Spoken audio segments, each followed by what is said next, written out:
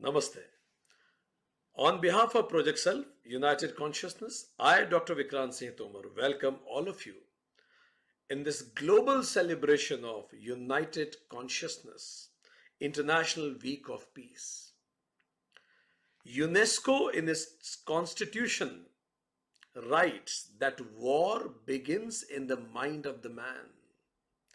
And that's why even the constructs and defenses of peace also needs to be built in the mind of the man. Peace is our birthright. Three kinds of peace. My peace with myself, peace within me. Second, peace with the people around me. And third, peace on the planet, in the world in general. But due to limited identities, it appears that peace on the planet is under great threat. Limited identities of fundamentalism of religion, intolerant thoughts, wealth divide, caste divide, divide on the basis of region, fanatic nationalism, status, color of skin, racism, casteism, divide on the basis of species. Human beings consider themselves owner of all the species. Divide on the basis of gender, sex orientation, habitat even. Human beings consider themselves owner of the whole planet and leads to global warming. When this divide, because of these divides, peace, which should naturally flow, has to be established by forces of peacekeeping. And that's why 25 years ago in United Nations General Assembly, we all as a planet adopted a resolution for culture of peace. And today, we are also celebrating 76th year of Declaration of Human Rights for the people on the planet, where dignity, equality, and justice is upholded. But it seems that we didn't improve our progress enough in that. We are seriously off track on Agenda 2030 we set for ourselves. 1 in 8 people globally is still suffering from mental disorder. Suicide is being the second leading cause of death among youth today. But still, global defense budget is twice of the global health budget. International disarmament expenditure is only 0.039% of the annual military expenditure in 2013. So United Nations alone can't do it. And that is why United Consciousness celebrates this United Nations International Day of Peace, which is a sincere attempt to raise the consciousness of the planet. Which could not be achieved by the stroke of pen or by the forces or by the resolutions can be achieved by the resolution of mankind, by rising consciousness of all. It is rising consciousness that before taking any action, I will ask 3 questions from myself. Question number 1, whether this action will lead to uphold and sustain peace within me. Second, whether this action which I am taking will improve or sustain my peace with the people around. And third, whether the action I am taking will uphold or sustain the peace on the planet. Because peace is not only absence of conflict. At individual level, Peace is the presence of the feeling of joy, serenity, dignity, hope, freedom in me. With other people, peace stands for joyful interpersonal relationships based on love and equality, where I can see me in you, you in me, and us in all. Peace on the planet is also celebrating oneness and this diversity beyond limited divides. So every action which we take should end with disseminating more peace on the planet. In Sanskrit, peace is called Shanti.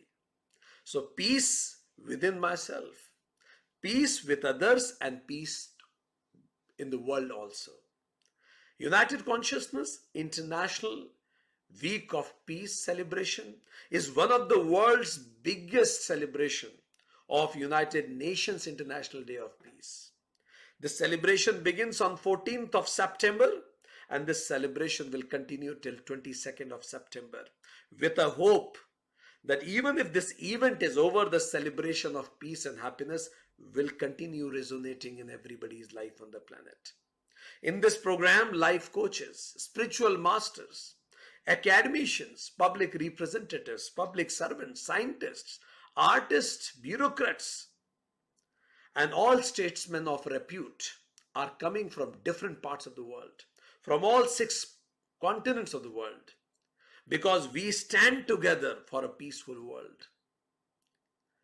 Dear friends, let's join hand together in saying, before we do anything and after we do anything, invoking the higher within and saying, Om Shanti, may there be peace within me.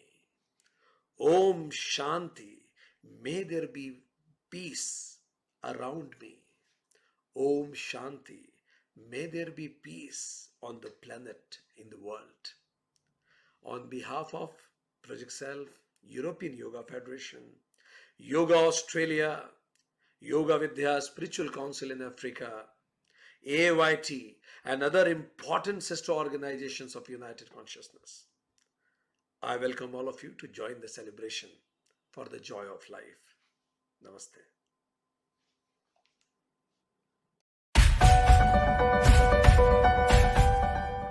Project Self, a non-profit organization that stands for empowering humanity with essential life skills for building a strong foundation for lifelong wellness. Our programs help individuals to gain better health, emotional intelligence, and spiritual awareness. Classes include kids yoga, adult yoga, mindfulness meditation, and scriptural studies. Yoga for kids are designed to keep the kids as kids, resilient, focused, and fit. Kid-friendly program focus on their social and emotional well-being. The ultimate solution prescribed by Krishna is the self-knowledge, because only with the self-knowledge all our sufferings and problems can be removed. Understanding and learning scriptures will help you lead a life with its full potential. It will help you to find peace, happiness, and contentment in life. Yoga for adult focus on physical postures that bring balance, flexibility, and body awareness. Carefully crafted program covers different aspects of meditation that bring body-mind relaxation and other powerful benefits, including stress reduction. Being a part of Project Self for over 5 years has not only given me so many physical benefits from doing yoga, but also many mental benefits from learning about mindfulness, wellness, and how to de-stress. Pranayama class has helped me learn proper breathing technique, and the meditation class has helped me focus my mind better. I am learning Vedanta as well as Bhagavad Gita to connect myself to the spiritual world as well as to understand the real meaning of this life.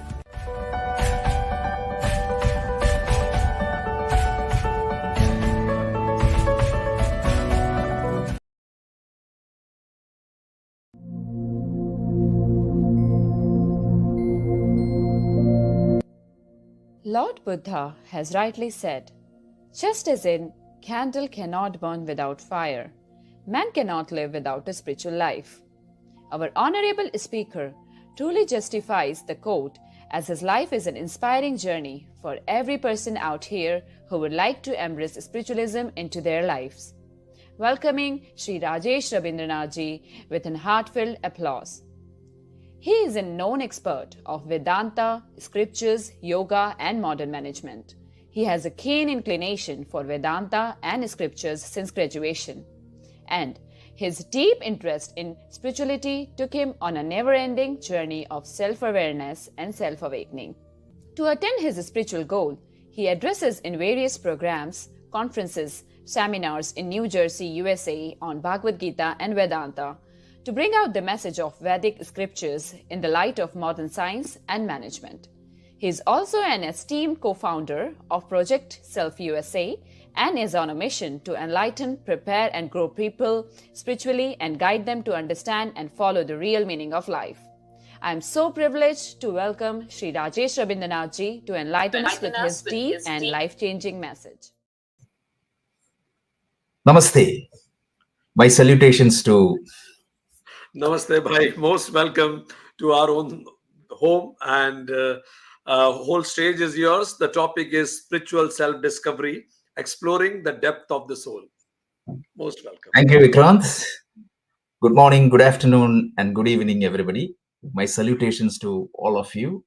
On behalf of Project Self USA, Bharat, and United Consciousness, I extend my sincere thanks to each one of you for attending this 2 weeks long celebration of International Day of Peace. So today's my topic of discussion is spiritual discovery, the depth of the soul. So in the next 14 minutes, let's do a high-level overview of this topic. Friends, the word spirituality we often use. What exactly is the meaning of spiritual discovery? Let's start with that topic first. The word spirituality or the spiritual comes from the Latin word spiritus. And the literal meaning of this word is breath or breath.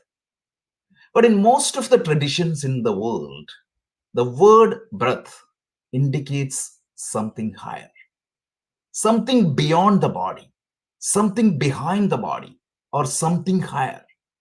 So the word spiritual discovery indicates that we are trying to discover something in us which is beyond the conventional body. In other words, this is something like doing a self-inquiry. Who am I? What is my real nature? Am I merely is this body? Or is there something behind this body which is beyond the body? So that is the idea of spiritual discovery. So now the question is it really something behind the body? So in the next few minutes, we will do a quick analysis of this topic through various lenses, starting with modern science and going to the Vedanta. So if you really look at the modern science, the neuroscience doesn't agree or accept anything beyond the body. But the vision of the neuroscience, the self we perceive is a byproduct of our brain, neural activities. There is no soul or there is no subtle element behind or beyond the body. The consciousness in us is a byproduct of our brain, and the neural circuits in us stores all our memories, emotions, and everything, and the sense of self to give that continuity of experience. Let's pause a minute. Is this view complete? The good news is that even the scientific community nowadays start thinking that this view, while it can explain a lot of things happening in our body, this view is not complete.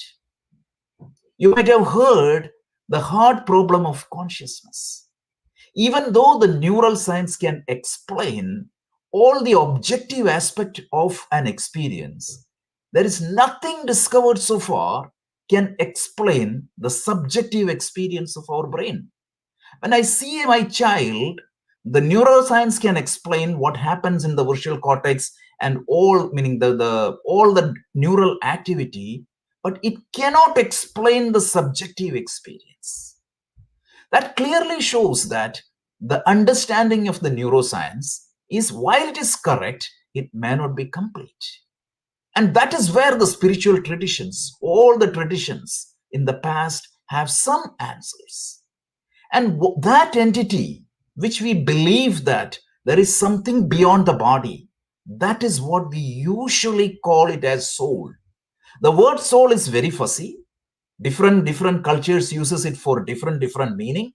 But let's try to understand what exactly is that entity which is beyond the body. And that is what we try to explain in the next 10 minutes, understanding the depth of the soul.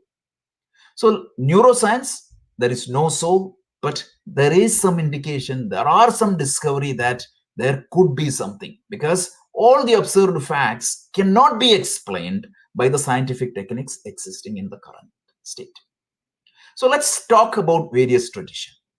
The word soul came from the old English word called soul, which again means something like your emotional essence or your mental essence or your spiritual essence. And as I said, like different traditions uses this word for different things. So let's start with the Semitic religious concepts, the Judaism, the Islam, and the Christianity. So in the Christianity, the soul, they say that there is something which is beyond the body, and that soul is a creation of the God, and that soul survives your death and eventually judged at the day of judgment. So that is the definition of the word soul given by Christianity. And in the words of Islam, it is pretty much similar, something called Nuh, which is again a product of the God, meaning God created that soul, and that is permanent, and it resides in the body, and it survives the body, and finally it is judged at the day of judgment. Judaism also follows a similar concept. So all the Semitic religions, they accept the soul, and they believe that this soul is created by the God, and that soul is your real identity. And once your life is over, that soul will be judged, and it will either go to hell or go to heaven. This is the whole idea of the Semitic concepts on a high level. Now let's come back to the Greek metaphysical models. So they also accept that there is something beyond our mind, typically called as psyche. You can see this a lot in Plato's writing. Again, they believe that this entity will survive. So they also accept that. And in the case of Sikh religion and all the Dharmic religions and some branches of the Hinduism, meaning they believe that again the soul, the Atma, is there, and the goal of this Atma is to find its union with the absolute reality or the God. So that is what the Sikh and some schools of Hindu religion believes. And when it comes to Buddhism, they don't believe in an Atma. It's called Anatta or Anatma in Sanskrit or Anatta in Pali. So Anatma means they don't believe that there is a soul exist or there is an Atma exist. But in their idea, they think that there is a stream of mind. It is shaped by the law of karma, which survives the death. That means they also believe that there is something which exists beyond the body, and that is your true identity. And that is what getting transmigrated from body to body till you reach the state of nirvana. So Buddhism also identifies something, even though they don't call it as soul or Atma, they identify that the stream of mind shaped by the law of karma or governed by the law of karma exists, and that transmigrates from one body to the other. This is the belief of Buddhism. Now let's come back to Vedanta, the Advaita Vedanta, one of the most profound tradition of India. In the vision of Advaita Vedanta, certainly there exists something beyond the body. The Advaita Vedanta believes that your body is not your true identity. There is something beyond the body, behind the body, that is what is your true identity. But this has multiple dimensions. This has multiple dimensions. So the Atma has multiple dimensions. That is what we will try to understand in the next few minutes. So per the vision of Advaita Vedanta, the physical body, that whatever you can touch and feel, is the outer layer of your personality. That is a temporary existence. You are not the physical body, but you have a physical body. There is a difference. So the end of the physical body is not the end of yourself. Beginning of your birth is not exactly the beginning of you, and the end of your physical body is not the end of yourself. So what exactly is that entity that lies behind your physical body?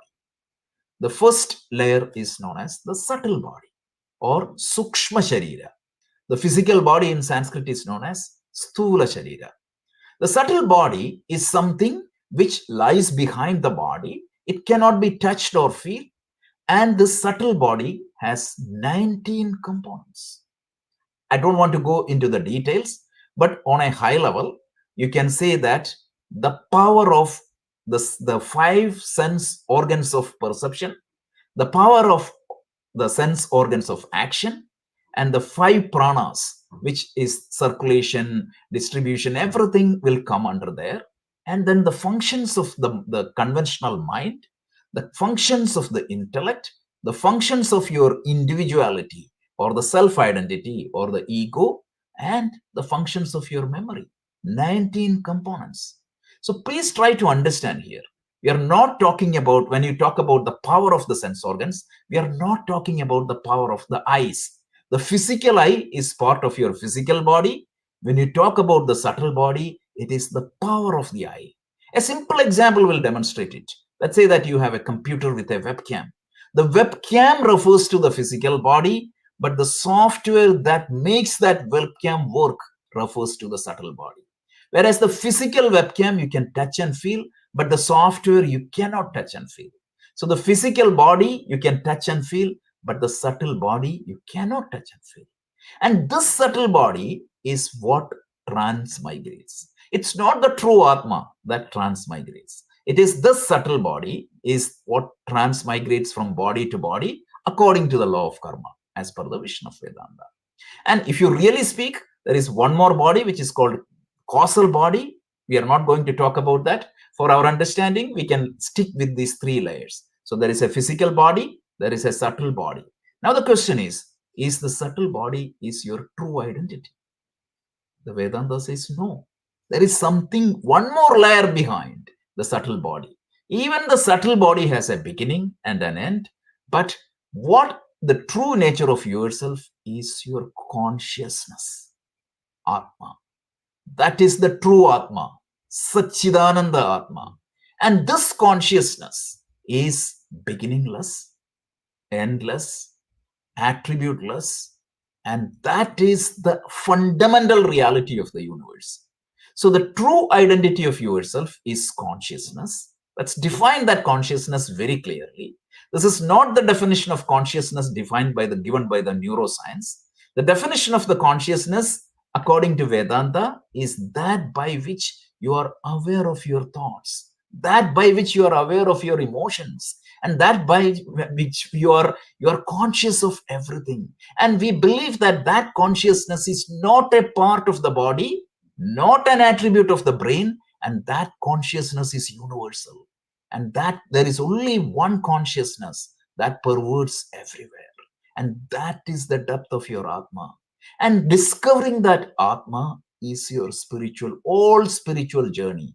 Every spiritual practice you do, directly or indirectly, leading to the discovery of that Atma. So this is a very high level overview of the topic. So we started with the spiritual discovery by defining what is spirituality. Spirituality is something searching, something behind the body, beyond the body, something higher.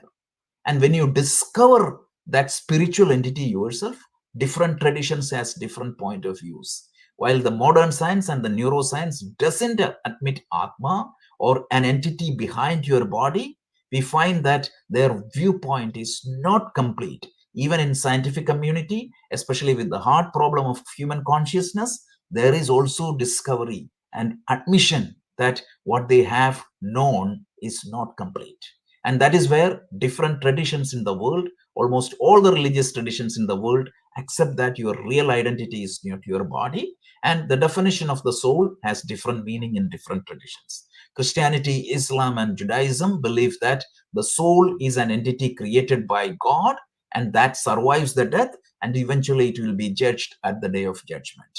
And in the case of Buddhism, they don't accept a soul, but they believe that there is an entity which is a stream of your mind which gets transmigrated till you get nirvana. The Sikhism and different schools of Hinduism, they believe that the individual soul or the Atma is in search of that universal soul, that union. That is the goal. And in the case of Advaita Vedanta, you get a larger and a deeper exploration of what is the depth of that Atma. It tells that behind your physical body, there is a subtle body, and behind the subtle body, there is an Atma, and that is your true identity. I wish you a totally, meaning all the best in your spiritual journey, and may you find that peace and tranquility within yourself. Thank you. Thank you very much, Bhai, and you concluded it yourself and you summarized it also yourself. Thank you very much for your blessings. And people who are attending the program, they already know that Shri Rajesh Ravindranath is the founder director of Project Cell, founder of United Consciousness, and this whole movement. Thank you very much. Thank you.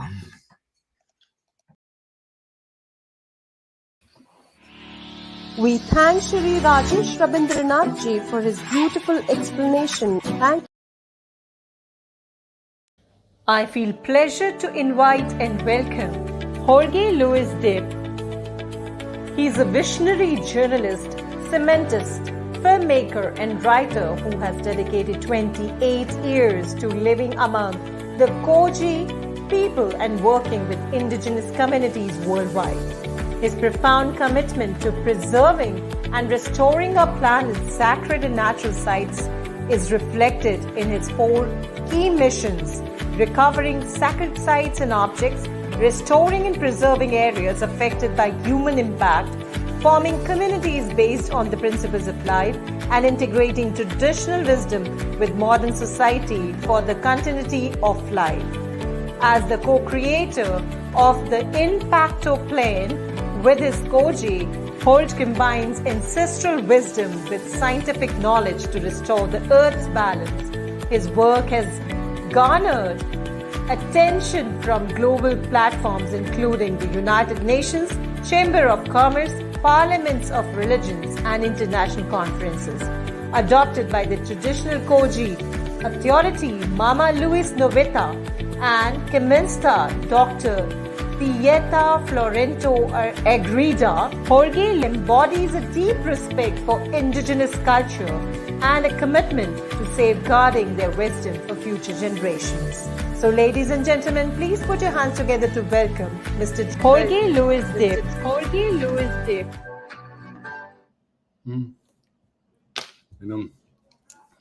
Namaste, namaste, Georgie. You're most welcome. And whole stage is yours to speak on awakening the spirit of peace, empowering youth as an agent of positive change. Go ahead. Bueno,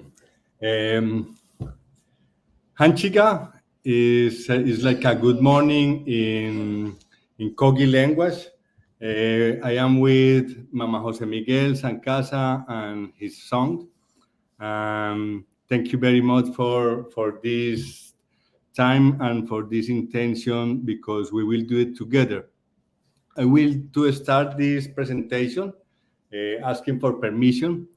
Everything that exists in the material world is coming from the unmaterial heritage.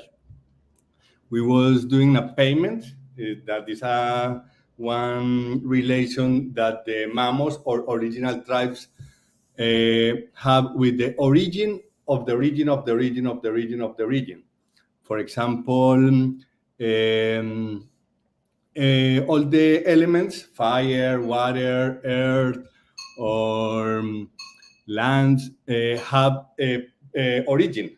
Everything that exists is coming from an immaterial heritage. Thank you very much. We are here together in United Consciousness. Excuse my English, but it's very special to share these words that are coming from the spirit. I will to start this wake up. ¿Cómo se dice el levantamiento? Awakening. Talking about the future is the origin. We are coming from the origin and we are going back to the origin. Okay? In the beginning, this planet in the beginning was only unmaterial. We call the material heritage like Se. Se was before everything and will be after everything. After Se was creating, for example, boom, the light or the sun. We call the sun Mulcueje. And after was creating Seranqua, the liquid material or the solid materials. And was creating everything after like 9 types of people, plants, birds, fish, many families that we are living together. If we wish to feel the peace, we need to feel our spirit like in the same way that the water or that the birds or that the earth can feel the peace. For example, in the spiritual dimensions don't exist frontiers. Frontiers only exist in the material or physical dimensions. In the spiritual dimensions, we never win if some other lost. Okay? Entonces, win is when everybody win. Plants, minerals, everything. Time is not money. Time is not a number. Land is not only acres. Water is not liters. Entonces, if we wish to be in peace, to save and share and feel, because if we feel, for example, feel without do, without make, is more special than make or do without feel. It's more special the essence, the essence from Se, the essence from the spirit that make the vibrations. All the material world is frequency of the sounds. It's because when we dead, our shadow lost from because we don't exist only in the light or in the dark. We are in our dimensions, our spiritual dimensions. We are frequency, and frequency is like a mother for all the elements that exist. I wish to invite our friends to make 3 steps. First is in this morning, this beautiful Sunday, please, we can start making a reflection. Reflection is stop in everything that we are doing in this moment. We can start with the second step, that is introspection. If we put out all that we think or that we are in the material, for example, everything that, what is the only, if we dead after the planet, after the people, after the animals, after the sun, what is the only essence that continue living? Entonces, when I let all my materials, my families, my countries, my fears, everything, I can be only in the essence. And when I am in the essence, I can understand the first step, that is expansion. Entonces, reflection, introspection, and expansion. If I am only say, or the essence, entonces only I forget all my body, I forget all the time. Entonces I can be sometimes bird, I can be water, I can be earth. The original tribes, the indigenous people, they know who is the essence, the mother of the mother of the mother of the mother of the mother of the mother of the mother of the waters, for example. And then people that are selling water today, they to who was paying before? Or the people that is selling lands, they pay for what? If the natives, they never was selling the lands, why they need to buy again the lands? Entonces, when we are in a spirit, or when we call se, when we are in se, we don't only need to have, because we change to have for to be.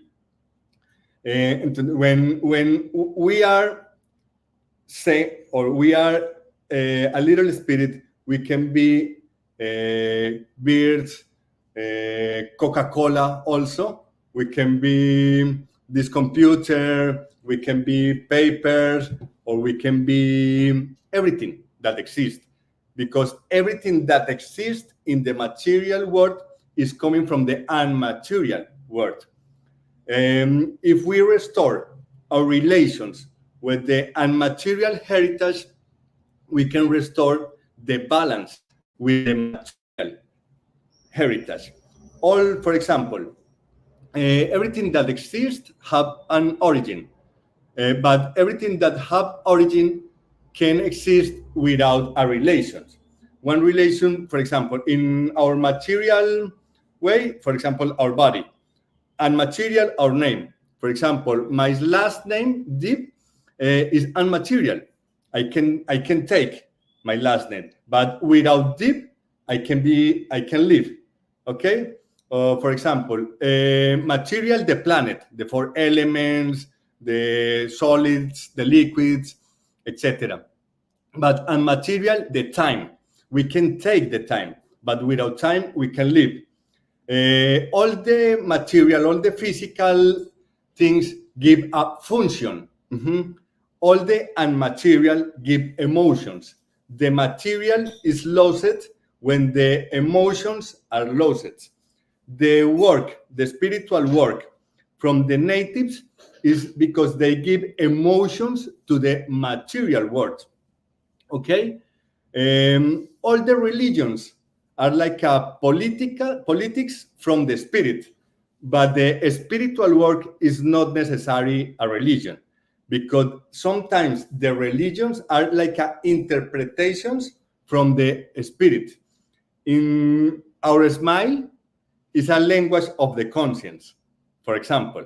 Can be a major, and if we can restore our emotional relations with the plants, with the animals, with the waters, we can be we can feel his emotions, and we can live in a level of smiling with the nature. This is resonance, like a molecular resonance.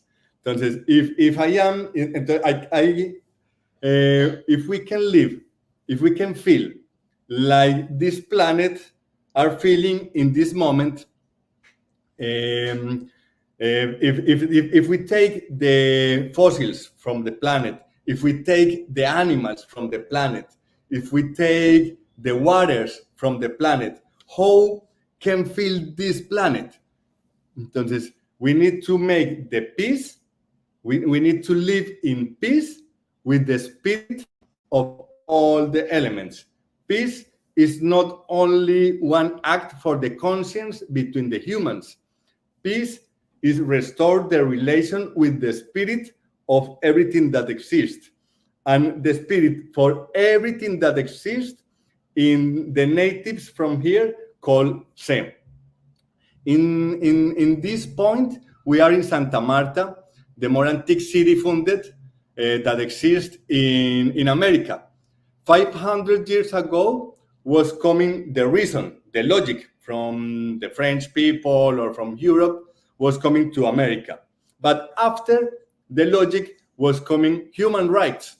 But after was coming live from nature, take from nature. But after was coming the best living, competition, comparison. But after was coming the individuals. And now people feel that are sure or that can live happy if they have. The next 500 years, we need to change the logic for the harmony, the human rights for the nature rights, the live from nature for live with nature, best living for good living, individual for communities, and to have for to be. And this relation we will find very easy with innocence, because in the innocence, all the essence are the same. Innocence is like the origin from the wisdom. It's a pleasure.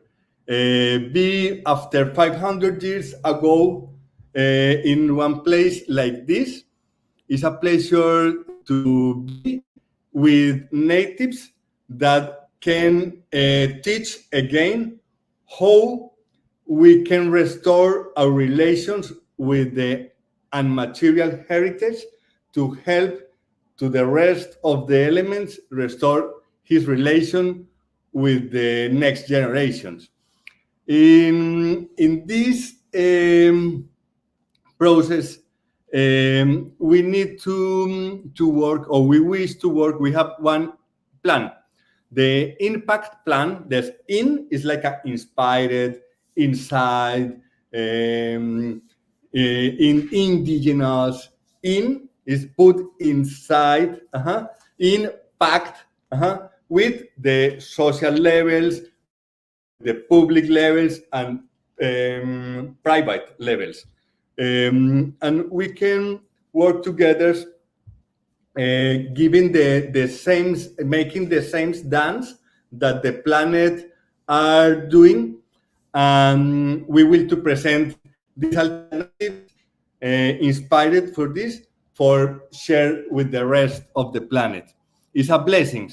Be and share these initiatives that have essence, soul, and say with all the souls, we all our ancestors, and we all the beings that will continue with our spirits.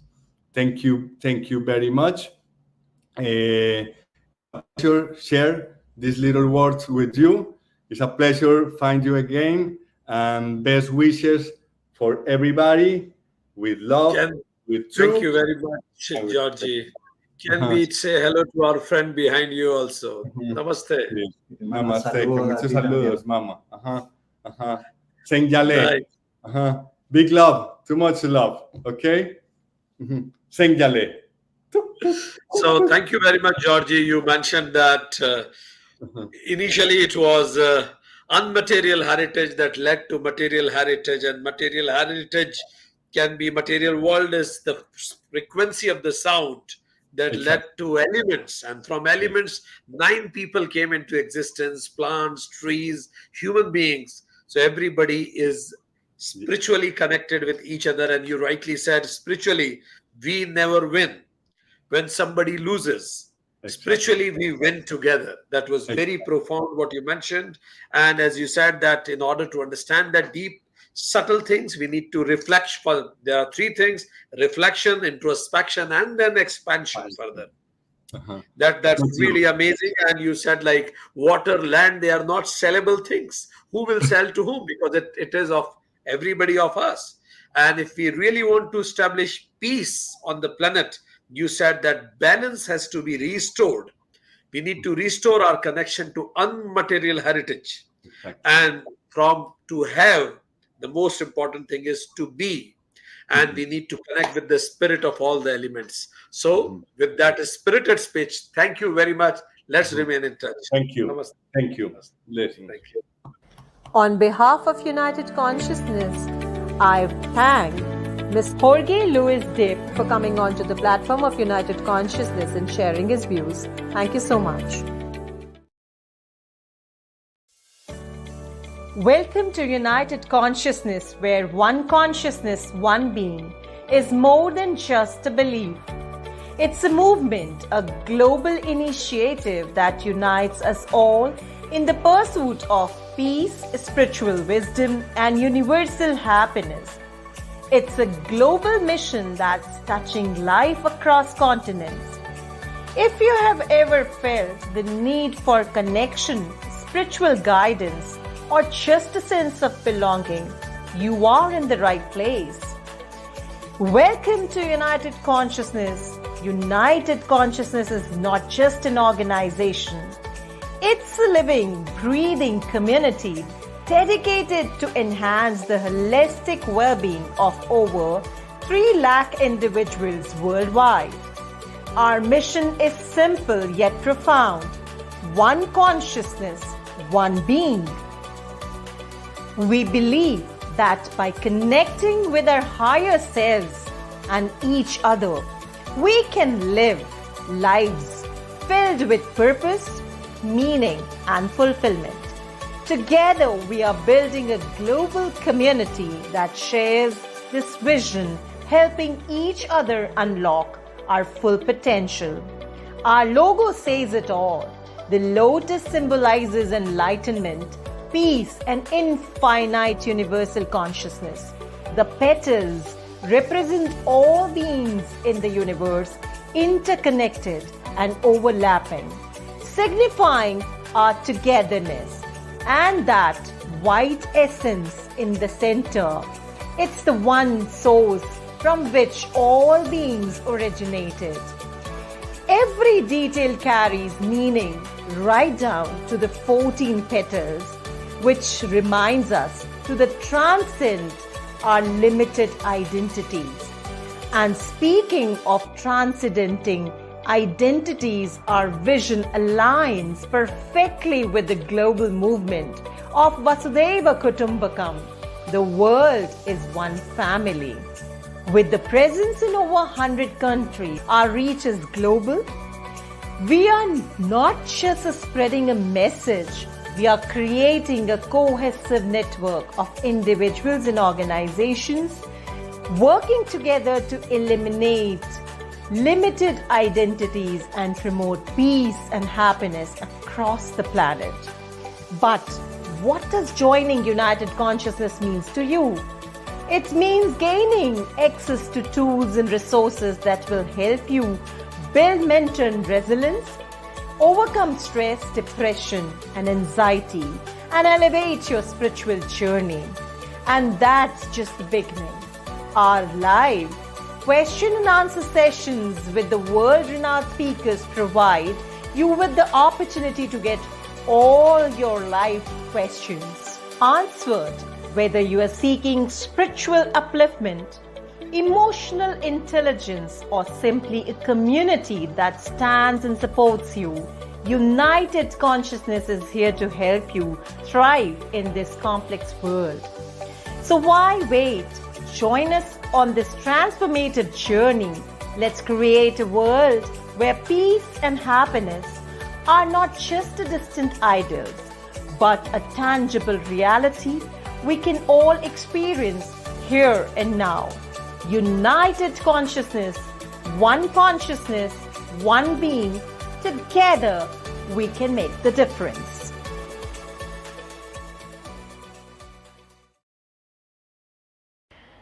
I'm honored to welcome and introduce Shri Shankarananda ji, A native of Devangiri, Karnataka, he is a dedicated and accomplished leader with a remarkable journey in social service and education. A graduate in electrical and electronics engineering, he has been a Sangh Pracharak since 1988, serving in key roles such as Vibhag Pracharak, Prant Bodhik Pramukh and Prant Pracharak of Karnataka Uttar. His leadership extended to a national level as the Joint Organizing Secretary of Bharatiya Siksha Mandal from 2018 to 23, before assuming his current role as the National Organizing Secretary, where his visionary approach continues to inspire and uplift. So, ladies and gentlemen, please put your hands together to welcome Shri Shankarananda ji.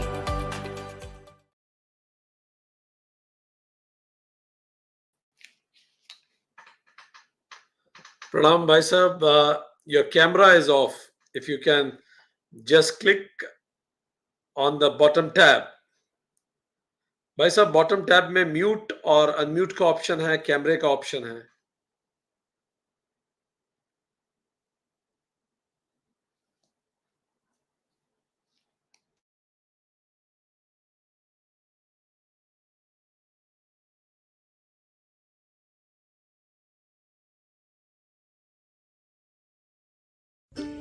Akshara Kids Academy Play School, where education is a meaningful and exciting journey because every child is unique. We provide a unique blend of Gurukul methodology with an international curriculum. We provide a distinctive program for the holistic development of children to inspire them to think, learn, and explore. Our engaging activities on gross motor and fine motor skills develop the children. Highly qualified teachers, a creative environment, modern education system enhances knowledge in children. We make a promise to provide a better, enchanting and secure environment for your little ones, shaping the world of tiny minds. Our commitment is to fulfill the dreams of your children. Let's embark on a journey together, laying the foundation for a brighter future. Join Akshara Kids Academy in exploring a world's dream and success for your children's marvelous journey. Admission open for classes pre-nursery, nursery, kindergarten. Contact Akshara at Mahakal Vanija Kendriya Traffic Thana Ujjain or call 9399322261.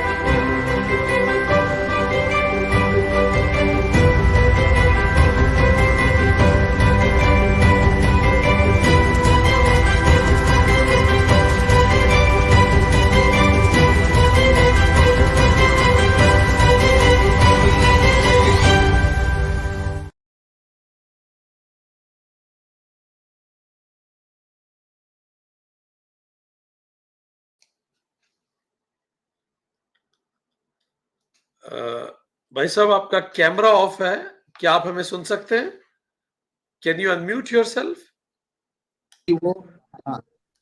हाँ, अब बिल्कुल ठीक है. अब हम आपको देख सकते हैं और आपकी आवाज भी आ रही है. बिल्कुल ठीक है भाई साहब.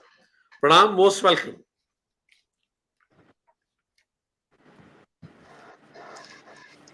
Thank you very much. अभी मुझे शुरू करना है. यस भाई साहब, हम आपको देख सकते हैं, आपकी आवाज साफ आ रही है. Yes, we can see you, we can listen you. You are most welcome and all stage is yours to speak on ancient Indian approach to establish peace at macro and micro level. Stage is yours.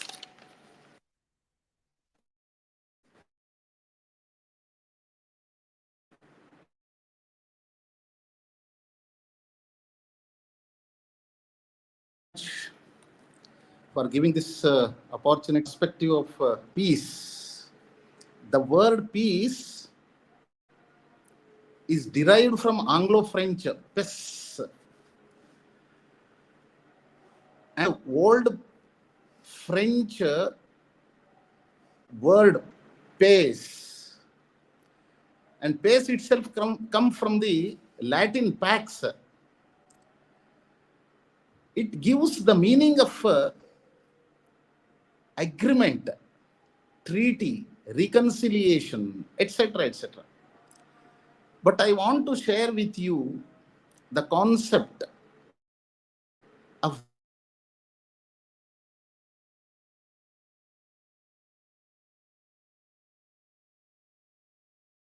perspective, micro level and macro level. There are four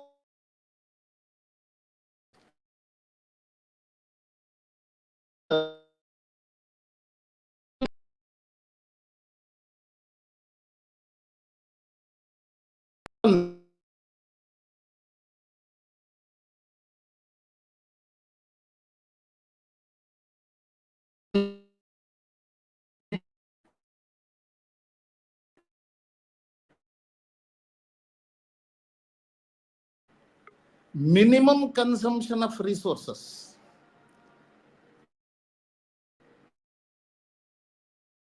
Fourth one is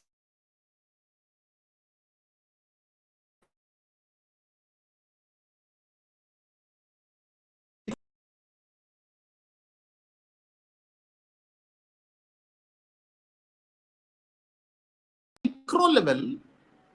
To attain peace, the main obstacle is desires.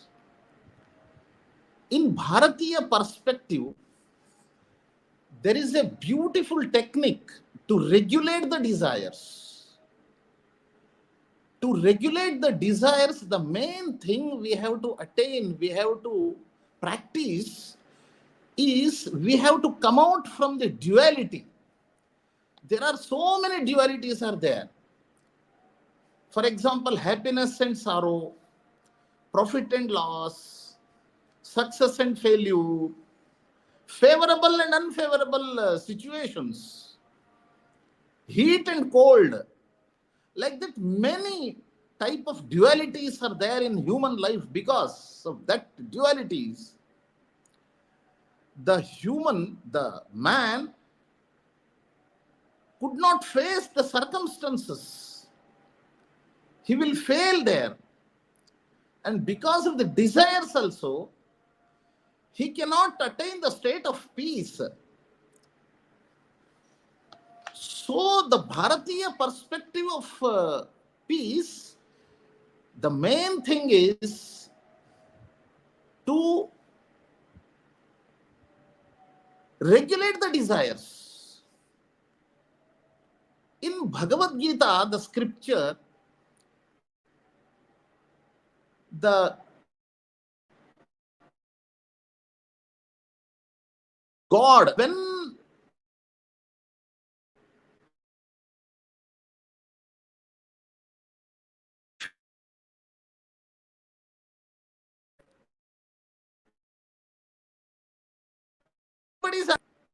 but it is not so. Immediately after getting the desire fulfilled, in the mind, there will be some vacuum. There is undesirous state. That is vacuum state. In that vacuum state of mind, no desires will be there. Because of this vacuum state of mind, the man feels the sense of happiness. The intellectuality is there. The wisdom of a man lies in identifying the space, vacuum space of the mind, and to make it lengthened, to make it long. If the man succeed in making that space which is vacuum without any desires, then he will become happy for long time. this should be practiced by man at micro level. And one more thing, if we attain this, definitely we will achieve the sense of happiness at the macro level. Each soul is potentially divine. The goal of a man, each and every individual is born potential and unique. By using the potentiality given by the God, he has to exhibit, he has to present his uniqueness, that is divinity which is hidden inside, by controlling the nature, external and internal.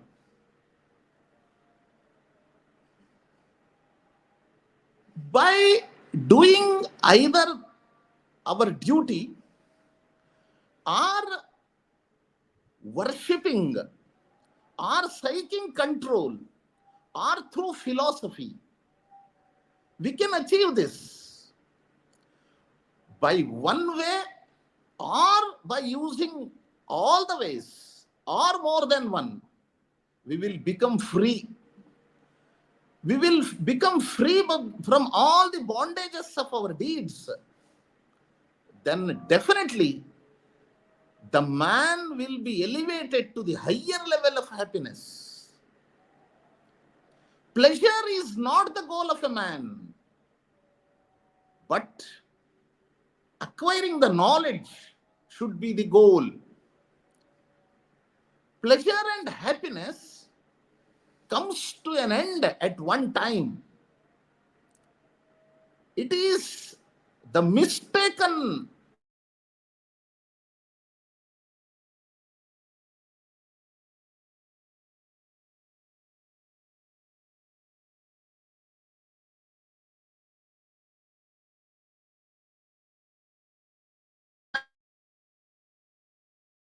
that pleasure.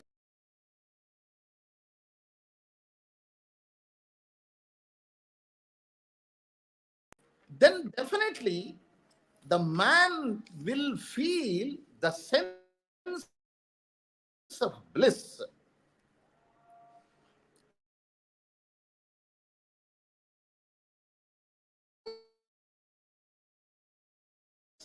At the minimum resource livelihood. All the problems which we are facing in this universe, in this globe, we can get rid of all these problems by practicing these 4 pillars, 4 thoughts, 4 policies of philosophy of Bharat. That is, the first one is universal oneness, to attain the peace at macro level. How come it is possible? Because to attain this peace at macro level in the universe, the man should see the God in everything. If you cannot see the God in everything,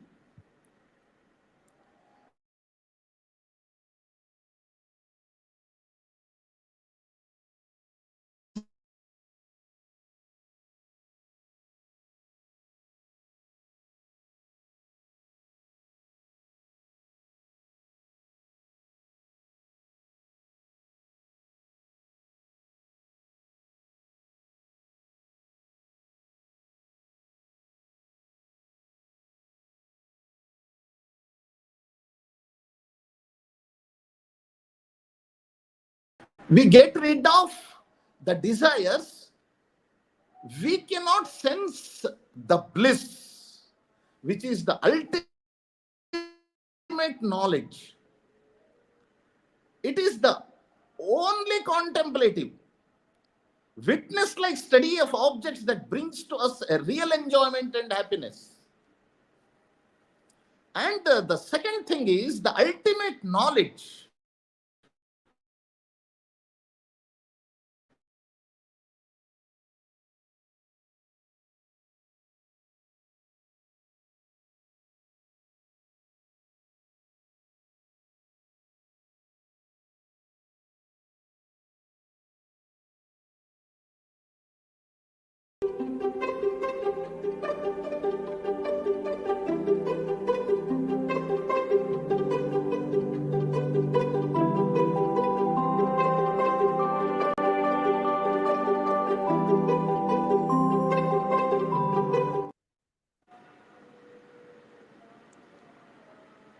attaining knowledge is very important to acquire the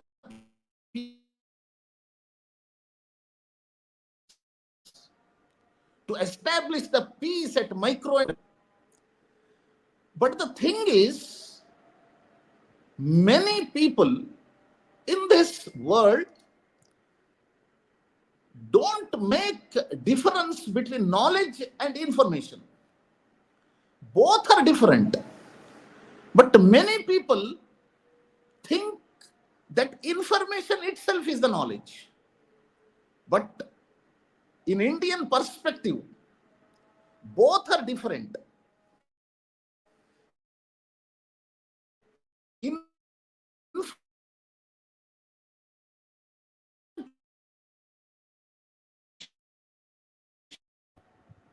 It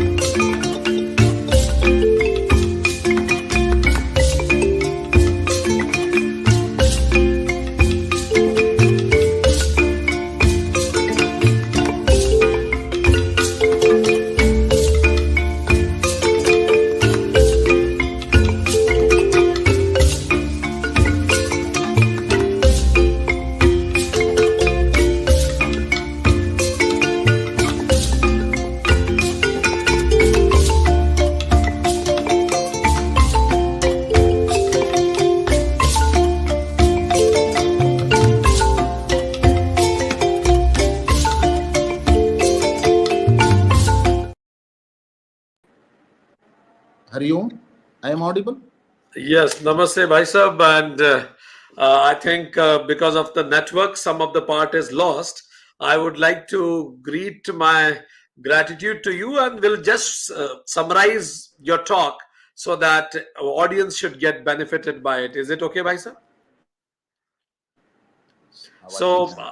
So Mani Shankarananda ji mentioned about that peace, the problem, the desires are the biggest obstacle in peace, and thus desires comes up because of the duality, and duality leads to suffering. And when desires get fulfilled, then we get a small vacuum, a desireless state, because immediately my desire got fulfilled. In that desireless state, I feel peace. So peace is not because some object I got. Peace is because for some time I don't have any desires. So wisdom lies is how can I identify this desire-led state? And second, how can I make it longer? This wisdom is must at the micro level. And there are three ways Shankaranandaji suggested we should do to get this desireless state. First, do your duty as your dharma, karma yoga. Second, learn the highest philosophy, jnana yoga. And Shankaranandaji said, third, controlling your nature. It is connected with upasana yoga. So at micro level, do your duty, learn the highest philosophy and wisdom, and control your nature. Karma yoga, jnana yoga, and upasana yoga, that will lead to peace. But at macro level, he mentioned about four major pillars. First is, if we want peace at the macro level, first is having universal oneness, seeing beyond limited identities, seeing God in everything. Second, ultimate knowledge, gain ultimate knowledge. Ultimate knowledge gives liberation from all the sufferings.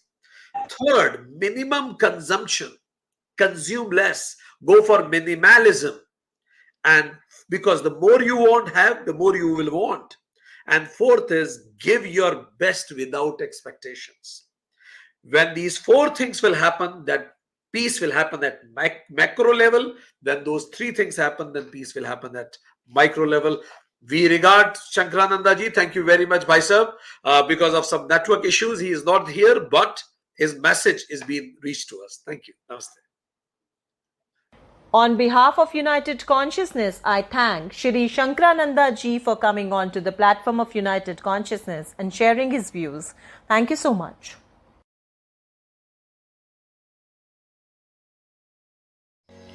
I'm delighted to welcome our next guest, Eric Mancues, disciple of Shri Muktananda Maharaj, Divine Life Society, India. He is yoga teacher since 1975, professor of yoga of the United Nations Organization, Santiago de Chile, for 40 years, founder of the Chilean Yoga Association, founder and director of Advaita School Chile. It's a school recognized by Yoga Alliance International India. He is also a teacher-trainer of teachers and instructors of Purna Yoga from 1990. So please welcome Eric Mancues.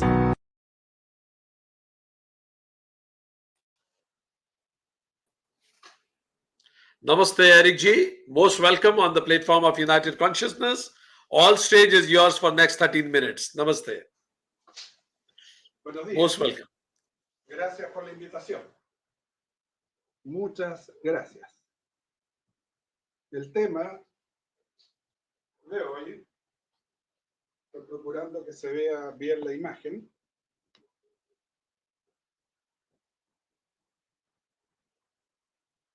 Es decir, que yo me pueda ver. Hasta ahí.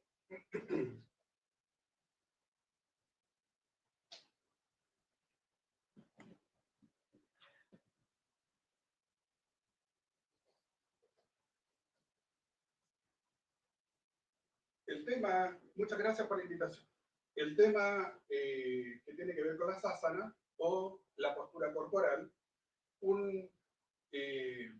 una posición frecuente de los alumnos cuando llegan es esto, que es poco elegante. Todo el entrenamiento es que adquiera una cierta dignidad de movimiento, sobre todo para cuando tienes que inclinar el tronco en algunas posiciones, sea fácilmente con el tronco digno y no sea una cosa como eso. Esto es lo que quiero que veamos ahora. Cuando debemos desplazar la pelvis, por ejemplo, en varias posiciones, es el tronco el que cae, va porque el movimiento de la pelvis se desplaza y no es el movimiento del hombro que adquiere muy poca dignidad. De modo que de eso va a tratar lo que voy a hacer. Para eso pon las manos en la cintura y pon los pulgares a los costados de la columna y lleva los codos para adentro. Proyecta tu pecho hacia adelante y deja caer tu cabeza hacia atrás. Vuelve el mentón, entrelaza los dedos y deja caer el tronco.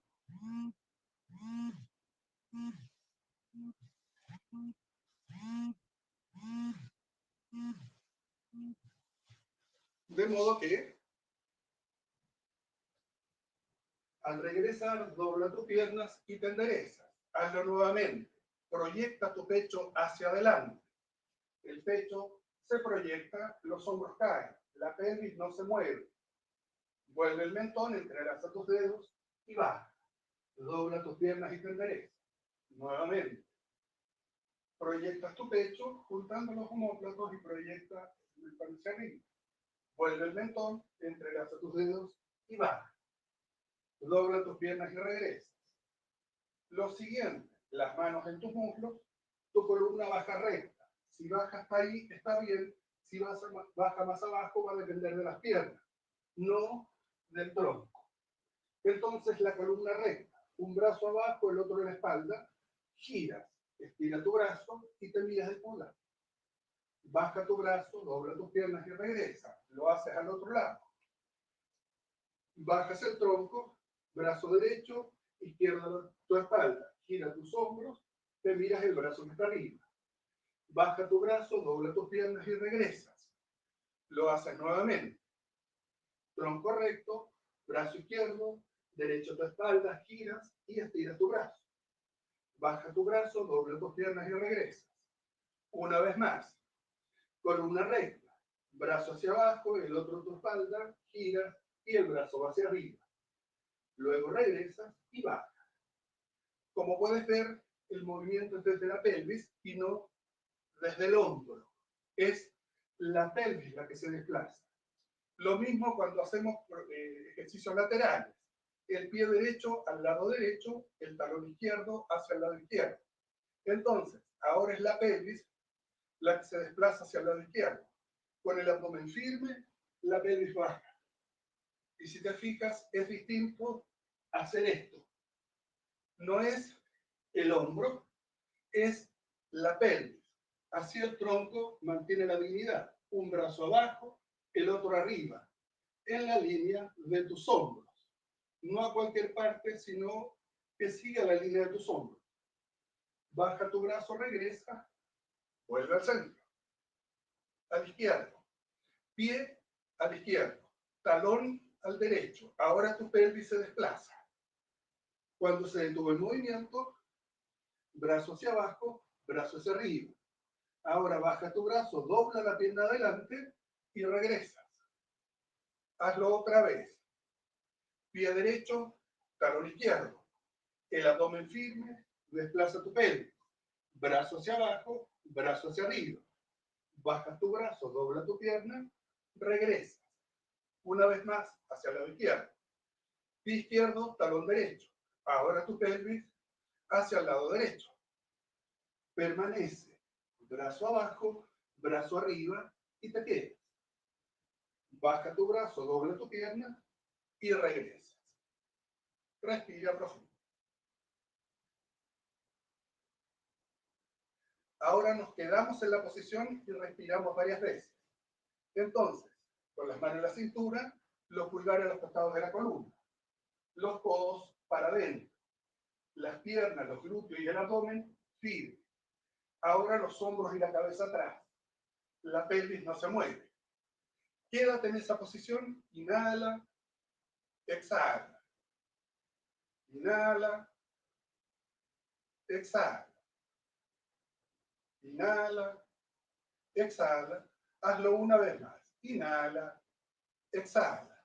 Vuelve tu cabeza. Vuelve los hombros y las manos a tu cintura. Ahora, entrelaza los dedos. Los brazos se alejan. Deja que el tronco baje, la cabeza cuelga. Los brazos lejos del tronco.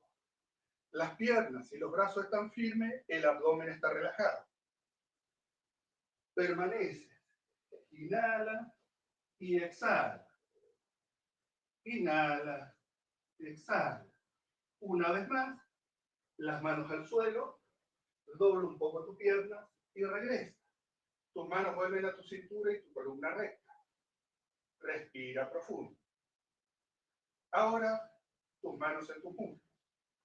Recuerda, es la pelvis la que se mueve. La pelvis va hacia atrás, hasta donde tú puedas mantener la columna recta. Un brazo abajo, el izquierdo, el derecho a tu espalda. Luego, gira tus hombros, como si los quisieras poner verticales. Y el brazo va hacia arriba. Durante todo el tiempo, la columna está recta. Los hombros no se caen. La columna recta, el brazo hacia arriba. Y te quedas. Inhalas y exhalas. Inhalas y exhalas. Inhala y exhala. Inhala y exhala. Baja tu brazo, dobla tus piernas y regresa al centro. Tus manos en tu cintura y respira profundo. Nuevamente, tus manos en tus muslos. Bajas con tu columna recta. Y ahora, brazo derecho hacia abajo, izquierdo a tu espalda. Primero, gira tus hombros. Luego, sube tu brazo y te miras el pulgar. Permaneciendo, inhala y exhala. Inhalas y exhala. Sigue respirando. Inhalas, exhala. Tu columna recta, tu abdomen firme, tus piernas y brazos firmes. Inhala y exhala. Hazlo una vez más. Inhala y exhala. Baja tu brazo, dobla tus piernas y regresa. Tus manos a tu cintura. Respira profundo. Ahora, el pie derecho lo llevas hacia el lado derecho y el talón izquierdo lo llevas hacia el lado izquierdo. Esto es, pie derecho, talón izquierdo. Ahora es la pelvis la que se desplaza hacia el lado izquierdo. Desplaza tu pelvis y cuando se detiene el movimiento, la columna está recta. Fíjate bien que tus hombros no se caen. La columna está recta. Brazo vertical y hacia el suelo, brazo izquierdo en la línea de tus hombros hacia arriba. Permaneciendo, inhala, exhala, respira. Inhalas y exhala. Inhalas y exhala. Inhalas, exhalas, baja tu brazo, dobla tu pierna y regresa. Vuelve al centro con tus manos en tu cintura. Desde aquí, pie izquierdo, talón derecho. Ahora tu pelvis sale hacia el lado derecho. Desplaza tu pelvis con tu columna recta. Luego, el brazo izquierdo va hacia abajo, el derecho vertical y hacia arriba. Si el tronco llega hasta ahí, es preferible permanecer ahí, en esa posición y no en esta, con la columna recta. Permaneciendo, inhala y exhala. Inhala y exhala. Inhalas, exhala. Baja tu brazo, dobla tu pierna y regresa al centro. Tus manos en tu cintura. Respira profundo. Hacemos lo mismo una vez más. Los pulgares a los costados de la columna, los codos para adentro, piernas, glúteos y abdomen firme, hombros y cabeza atrás. Te queda. Inhala, exhala, inhala, exhala, inhalas y exhala. Vuelve tu cabeza, entrelaza tus dedos en tu espalda, bajas, los brazos se alejan del tronco. Permaneciendo, inhala y exhala. Inhala, exhala. Inhala, exhala. Una vez más, inhala y exhala. Baja los brazos, dobla tus piernas y regresa. Tus manos en tu cintura. Respira profundo. Tus manos en tus muslos. Tu columna recta. Recuerda, columna recta. Estando con tu columna recta, brazo izquierdo abajo, hombro derecho arriba y desde ahí estira tu brazo. Permaneciendo te queda. Inhala y exhala. Inhala y exhala. Inhala, exhala. Pierna firme, brazo firme, abdomen firme. Luego el brazo baja y dobla tus piernas y regresa. Tus manos en tu cintura y respira profundo. Otra vez. Baja con tu columna recta, el brazo izquierdo en tu espalda, gira tu hombro izquierdo y estira tu brazo hacia arriba. Te quedas. Inhala y exhala. Inhala y exhala. Inhalas, exhala, inhalas, exhala. Baja tu brazo, dobla tus piernas y regresa. Tu mano en tu cintura y respira profundo. Ahora tu pie derecho al lado derecho. Talón izquierdo hacia el lado izquierdo. Con tu columna recta, la pelvis sale hacia el lado izquierdo. La columna permanece recta. Brazo hacia abajo, brazo hacia arriba. Permaneciendo, te quedas. Inhala y exhala. Inhalas y exhala. Inhalas, exhala. Una vez más. Inhalas y exhala. Baja tu brazo, dobla la pierna adelante y regresa. Vuelve al centro. Respira profundo. Pie izquierdo al lado izquierdo. Talón derecho al lado derecho. La pelvis se desplaza hacia el lado derecho. La columna recta, el abdomen firme. Brazo izquierdo abajo, derecho hacia arriba. Permaneciendo. Inhala. Exhala. Inhala. Exhala. Una vez más, inhala y exhala. El brazo baja, la pierna se dobla, regresa al centro. Con tus manos en tu cintura, respira profundo.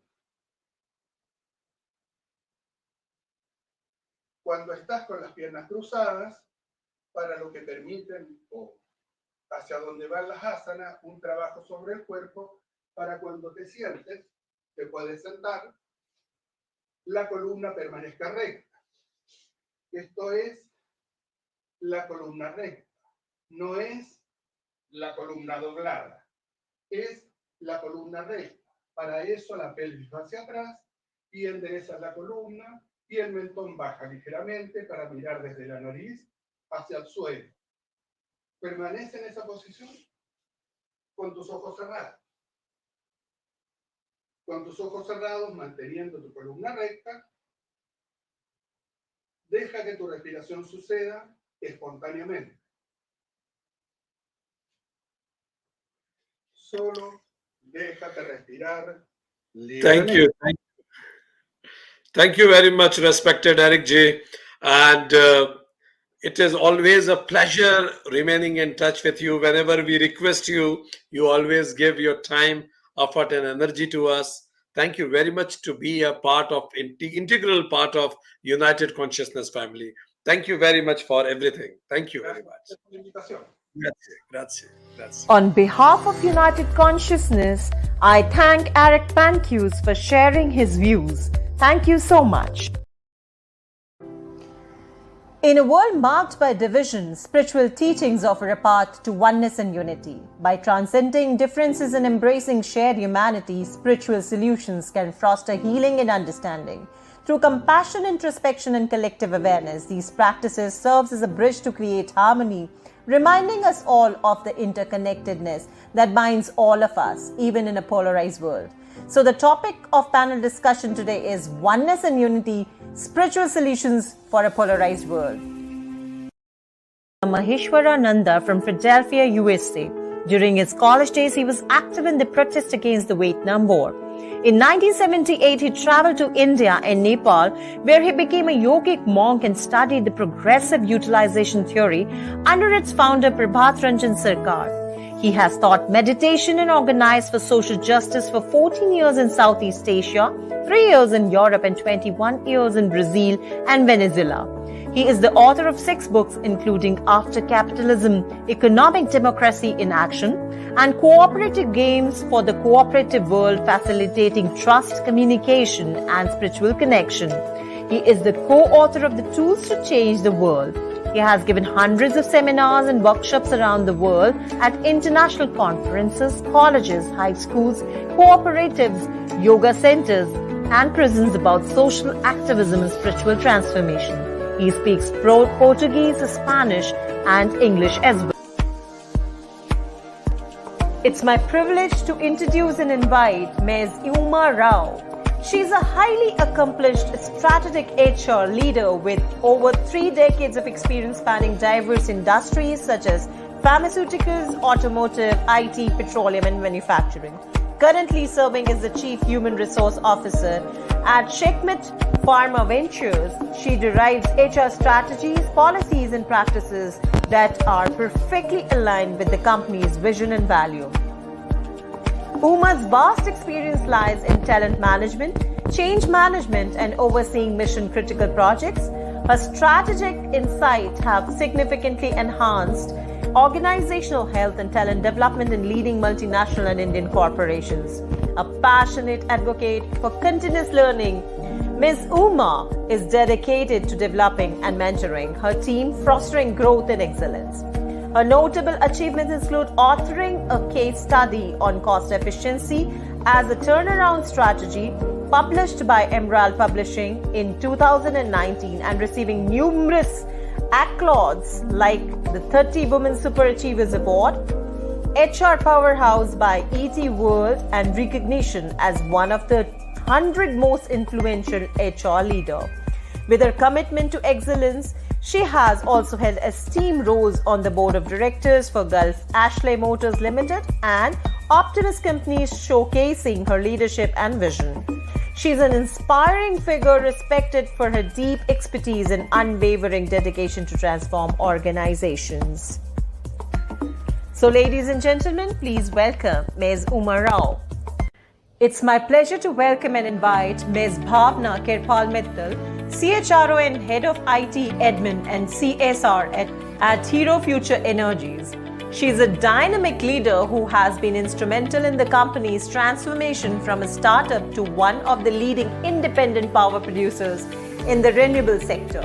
Her visionary leadership and dedication have expanded her presence across India, London, Singapore, Ukraine, Vietnam, and Bangladesh. She seamlessly blends modern HR practices with international Indian values, deriving initiatives focused on high performance standards, equal opportunity, diversity, and inclusions. She is deeply committed to empowering women in the renewable sector and actively works to make it the sector of choice, particularly for females, through advocacy and public speaking. Beyond HR, she leads the administration and IT functions and spearheads corporate social responsibilities initiatives, further underscoring her multifaceted leadership. Her career spans key roles in tractable engineering, Suez Environment, and Encyclopedia Britannica, where she gained deep expertise. As an active member of FICCI's HR and Women Empowerment Committees, she continues to champion gender equality. Her academic achievements include BSc from Dr. B.R. Ambedkar University and an MBA from Banistali Vidyapeeth, with further leadership training at the prestigious London Business School. Her passion, strategic insight, and advocacy make her a force for change in the renewable energy sector. So, ladies and gentlemen, please put your hands together to welcome Ms. Bhavna Kirpal Mittal. I am honored to welcome and introduce Professor Juarez from Brazil. He is a distinguished academic and a powerful voice in the fight against racism, using his expertise in communication to challenge systematic injustice. A dedicated anti-racist activist, Professor Juarez has devoted his career to advancing diversity and social equity. He holds a degree in social communication journalism from the Pontifical Catholic University of Sao Paulo in 1990 and both as a master's and doctorate in Latin American integration from the University of Sao Paulo. Currently, Professor Juarez serves as a professor at the Júlio de Mesquita Filho Sao Paulo State University, Vice Dean of the School of Architecture, Arts, Communication and Design, and President of the Vice Directors Forum at the same institution. His work focuses on specialized journalism, addressing critical issues such as systematic racism, Afro-descendant culture, ethnocide, and educational diversity. In addition to his academic achievement, he is a prominent member of the research group of the Octavio Freas Filho Chair of Studies in Communication, Democracy and Diversity, and actively contributes to the important research projects exploring science, communication and the future. His passion for education and social justice makes him a respected leader guiding the next generation towards a more inclusive future. So ladies and gentlemen, please put your hands together to welcome Professor Juarez from Brazil. Today's panel discussion will be moderated by Dr. Vikrant Singh Tobar, convener United Consciousness. Dr. Tomer is an acknowledged trainer, academician, scholar, writer, and a management consultant. He's a freelance trainer and served the cabinet ministers of state, MLAs, police officers, and tycoons of the business world. His aim and objective is universal brotherhood and happiness through harmonizing the knowledge from the ancient scriptures into our lives. So I welcome all our guests for panel discussion.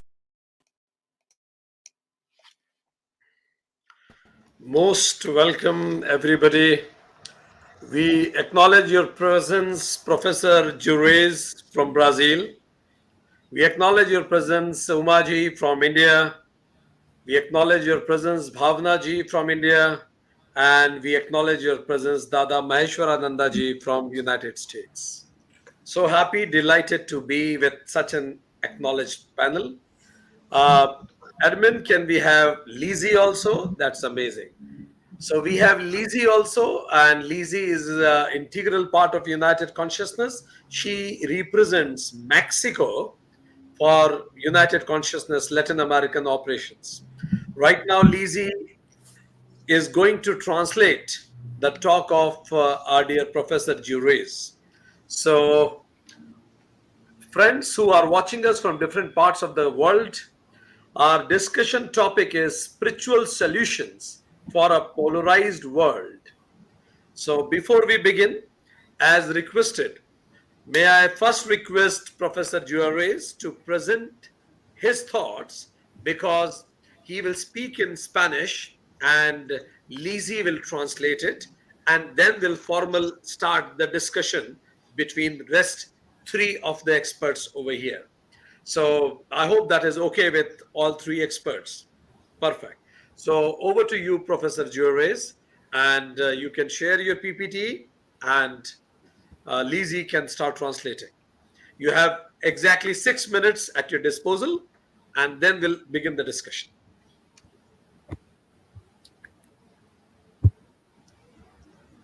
Bem, bom dia para todos. Eu estou aqui no Brasil e ainda estamos na parte da manhã. Então, agradeço ao gentil convite e vou falar em português. Nosso campo de estudo tem se dedicado fundamentalmente a compreender os mecanismos e as pré-condições de violência social no Brasil.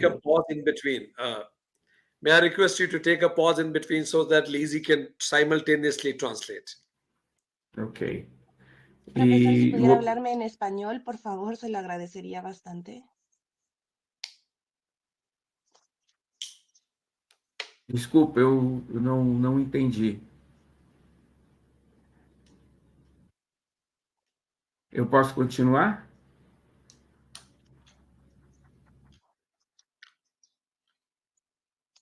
Yes, this looks good. Keep this way. Perfect. Continue, professor. Ok, obrigado. Nós temos trabalhado muito com uma ideia original que foi apresentada pelo professor Milton Santos, um importante geógrafo brasileiro, que ensinou-nos no início desse século que, dada a complexidade da realidade política social, nós tínhamos que compreender que a globalização se dava em 3 fases por uma única globalização, com aspectos de perversidade, com aspectos de fabulação e com possibilidades que se apresentam para os grupos sociais. Então, essas são as categorias que nós temos nos debruçados para entender a realidade política social brasileira. A perversidade, compreendendo as pré-condições que construíram esse país, de modo geral, a América Latina, e de modo global, todos os países colonizados, a fabulação de tentar construir uma realidade a I'm partir sorry de uma to história stop you in única. between. Lizzie, is it okay if he's speaking continuously or you want to break in between? Okay, break in between, please, because this is Portuguese, not Spanish, and that is a little more difficult for me. Okay. I will try my best. Okay. Professor, could you take small pauses when you are speaking so that she can translate simultaneously? Ok. Três globalizações em uma. We have been basing and Mr. Milton Santos, who work in Latin America for studying politics and social studies in Latin America and checking what is going on with people and why society is having troubles. So he designs three facets or three things of globalization that are needed. So perversity is one of the ones that are like messing up, and then fabulization and the possibilities. He says that it's not only in Latin American, but also global. All societies are going through these three things, not only Latin America, because we are all one society.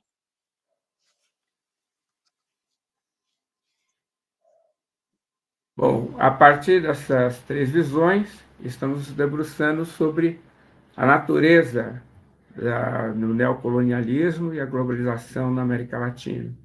Estamos trabalhando com Frantz Fanon, em especial para entender o grau de perversidade que se tem aplicado sobre a América Latina, a partir da perspectiva da negação da humanidade das populações locais.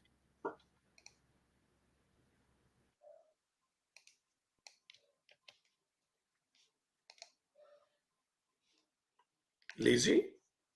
Yes, give me 1 second. This is not Spanish, this is Portuguese. Okay. Esse conceito de branquitude no Brasil é similar ao conceito de supremacismo racial que se utiliza nos Estados Unidos. Ele é uma visão de mundo.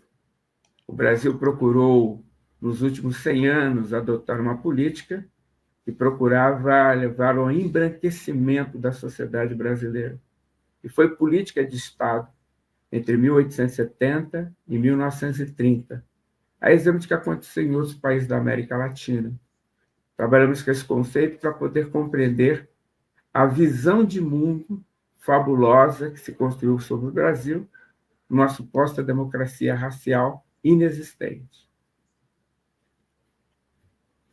E aí chegamos discussing about how our society in Brazil was built and how it makes our politics and economy and how we can spread that through the world.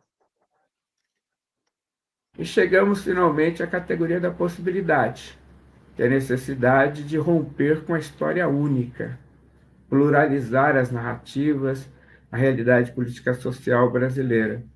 Durante muito tempo, a história da população negra foi ocultada do ponto de vista da realidade política social, e hoje nós gostaríamos que essa história, estamos fazendo força nesse sentido, pudesse ser contada também para pluralizar a visão sobre a realidade política social brasileira.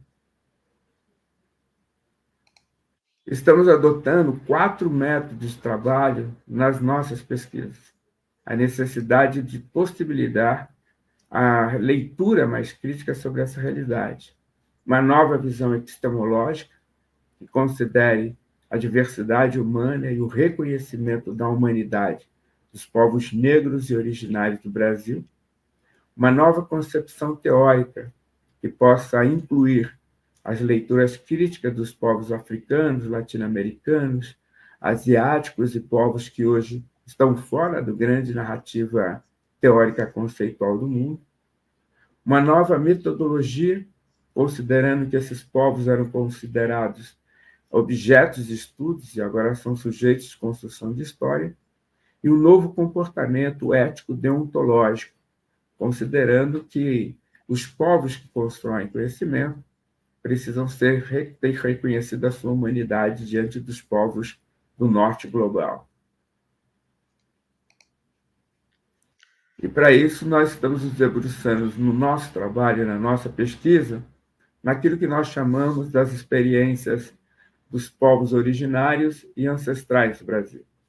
Trabalhamos com a ideia de que o futuro não está no futuro, mas o futuro está na ancestralidade. E nessa ancestralidade encontramos 4 mecanismos importantes para a reconstrução da história. Primeiro, a concepção cosmológica de mundo. Nós temos no Brasil a prática da capoeira, que costumamos dizer que a capoeira nos ensina a olhar o mundo de ponta cabeça, ou seja, numa nova perspectiva.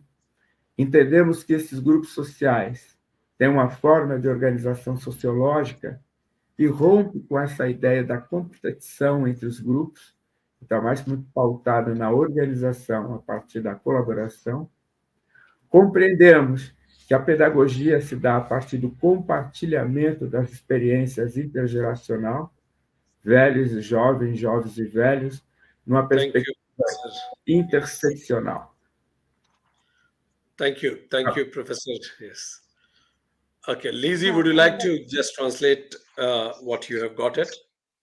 Yes. We have seen that we have 4 modules of work according of the necessities and possibilities of each town. We have included the Afro-Latin American towns that were left behind before, and checking our methodology respected with these towns, we have noticed that they have experiences and original cosmic knowledge that it constitutes a chronological, like the chronologic of the world, and we have understood through their perspective that the organization and sociological work, they work about or regarding cooperation. So we have tried to adapt those methods of these towns with this cosmological antique knowledge in order to implement in our methods and experience of teaching. Thank you. Perfect. Thank you, Lizzie. And now let's begin our conversation after receiving the inputs from Professor Jurez. Dear friends, what we are discussing is how this spiritual solution, oneness and unity, the spiritual solutions for the polarized world we are living in. All religion, all philosophy teaches oneness. Then why do we find so much divisions on various aspects? Dada Maheshwarananda ji. When we are taught oneness, why do we live divisions? Namaskar. Thank you very much. And may I request all the guests to be brief in their answers so that we can have multiple rounds of discussions. I liked very much the words of Professor Juarez Javier. I believe that the history of humanity is one that began with tribalism and then went into colonialism. And the legacy of that exploitation continues today. I believe that we need a new humanism that accepts the entire human family as sisters and brothers. Because of our history, many religions have also gotten into the perspective of us versus them. Our people are going to heaven, others are going to hell. This was an old belief that still exists today. If everyone is part of one human family, which I believe strongly, and that consciousness is within all of us, then we need to respect one another. And that mutual respect and how we work together and live together, this we need to offer humanity. Thank A you. spirituality that is universal, universalism. It's the only ism that I think we can survive today. Thank So you. this is my Thank you very much, Dada Maheshwarananda ji. You mentioned how from tribals and to colonialism, and then things started messing up. Umaji, you come from corporate background, and we hear so many things about gender divides in corporate also. And so, what do you think? From where does it get sprouted, and whether it is there or not?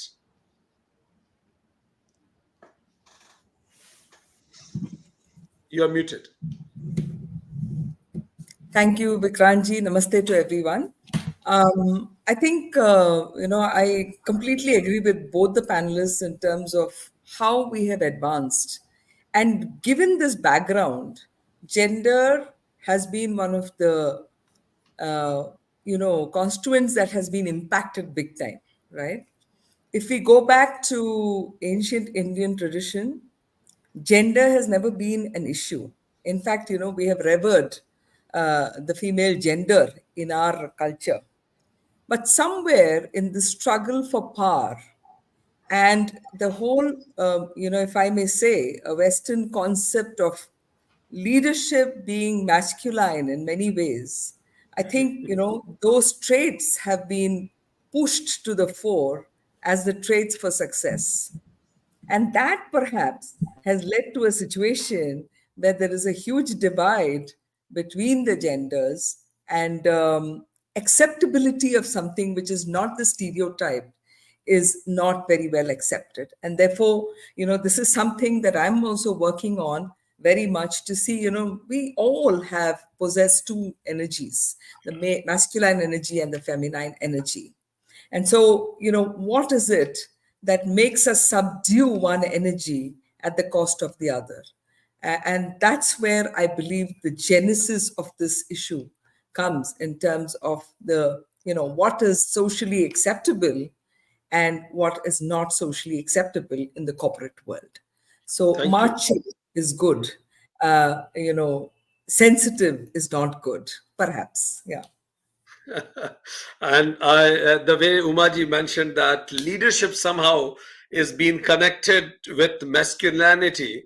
And I was told by somebody that when they wrote a question to Chat GPT, write essay on leadership, essay on a leader, then the word he used is he rather than she. So probably machine also have got such biases when they talk about leader, then they will put word he instead of she. We have Bhavnaji with us. Bhavnaji, you have been leading corporates, corporate HR. So when we talk about global oneness, it is so difficult to establish oneness in a single organization, because when you distribute benefits and disbenefits, people disagree with each other. So what do you think in corporate perspective? Is it that easy to establish oneness? Because even in house, it is difficult to establish oneness. And right now we are talking about global oneness. Namaste to everyone. Thanks for making me part of this panel, Vikranji. Coming to the corporate world, okay, let me start with a quote by Martin Luther King that, we must learn to live as brothers or perish together as fools. Unfortunately, the way Professor was stating that, and yes, that humanity actually has evolved. We call that we are evolved human beings, but somewhere our aspirations are coming in the way of adopting oneness. And when we come to the corporate world, and you rightly said it's difficult in the family, then how can we expect in the corporate world? In the corporate setting, there are people coming from all walks of life, all religions, and different geographies. They have certain expectations, and everyone will have a different way of pleasing themselves. Or what I was hearing in the last session, that if you are contented, then you will not have a feeling of competition. But the contentness definition is different for different individuals. And I'm not saying male female, but even in the same gender there will be a difference. So what appeals to someone may not appeal to the others. So as HR or as corporates, when we're designing policies, and I'm sure Umaji will agree with me, we look at the average portfolio of people, that what will be acceptable to them at large, and then we design benefit programs. But yes, some people will view them as demerits for them, because they don't appeal with, they don't uh, they can't see them adhering to these. So it is difficult, and I call it, it's a constant journey. Maybe someday we will achieve our goal, but till that we will continue to walk on the path and communicate to people, continue designing training programs, awareness workshops on oneness, inclusiveness. So I'm sure one day we'll achieve that. Thank you. Thank you. Very hopeful. And Bhavna ji mentioned that people differ in their aspirations, their personality, the way they look at the reality, and that's why there is a difference. So, Dada Maheshwarananda ji, since time immemorial, we have been talking about unity. We have been talking about oneness. Even science has now proven that there is a theory of common descent, and there are a lot many things there. Martin Luther King said you can't create a class 1 society with class 2 citizens in it. But, so is it a mirage, that oneness, unity? Is it a mirage? No day will come when it will be achieved. Please unmute and speak. Not at all, brother. As Sister Uma said, the problem of the suppression of women is historical, certainly in recent times, but many religions still teach that in some mysterious way, without any evidence whatsoever, in some mysterious way, men are spiritually superior to women. They don't offer any evidence of this fact. They just say this is written in the scriptures. This is dogma. This is when a limit is created that one cannot go beyond, one cannot question these assumptions. It's very important that we can meditate on love. My spiritual master, Prabhat Ranjan Sarkar, was asked, how do you know if your meditation is progressing or not? How can we measure the progress of our meditation? His answer was simple, actually. He said, when the circle of our love expands to include more and more people, our compassion, our empathy, our love increases, that is a sign that our meditation is working. And meditation is a spiritual practice. When we're meditating on love, when we're meditating on the unity of everything, on consciousness of everyone and everything, then yes, that can help each one of us to become more loving people. Thank you, Dada Maheshwarananda ji. He suggested that meditate on love is the solution, and from here one should begin towards that unity. And some religions talk about spiritually male are more profound, and in Sanatana Dharma, the Brahman is addressed as that. Probably our ancestors knew it. Instead of he or she, they said, Tattvamasi, you are that, not he or she. So I'll come back to Umaji, who was talking about female as a Shakti, as mentioned in scriptures. So once we understood the problem statement, that is since time memorial, if we go towards the solution statement, what solutions, models, ancient wisdom offers to create more unified, if it is not a mirage, world? Please unmute and speak. Very interesting question, Vikranji. I think solutions have been in place for a long time. It's just that we were not acknowledging that enough, right?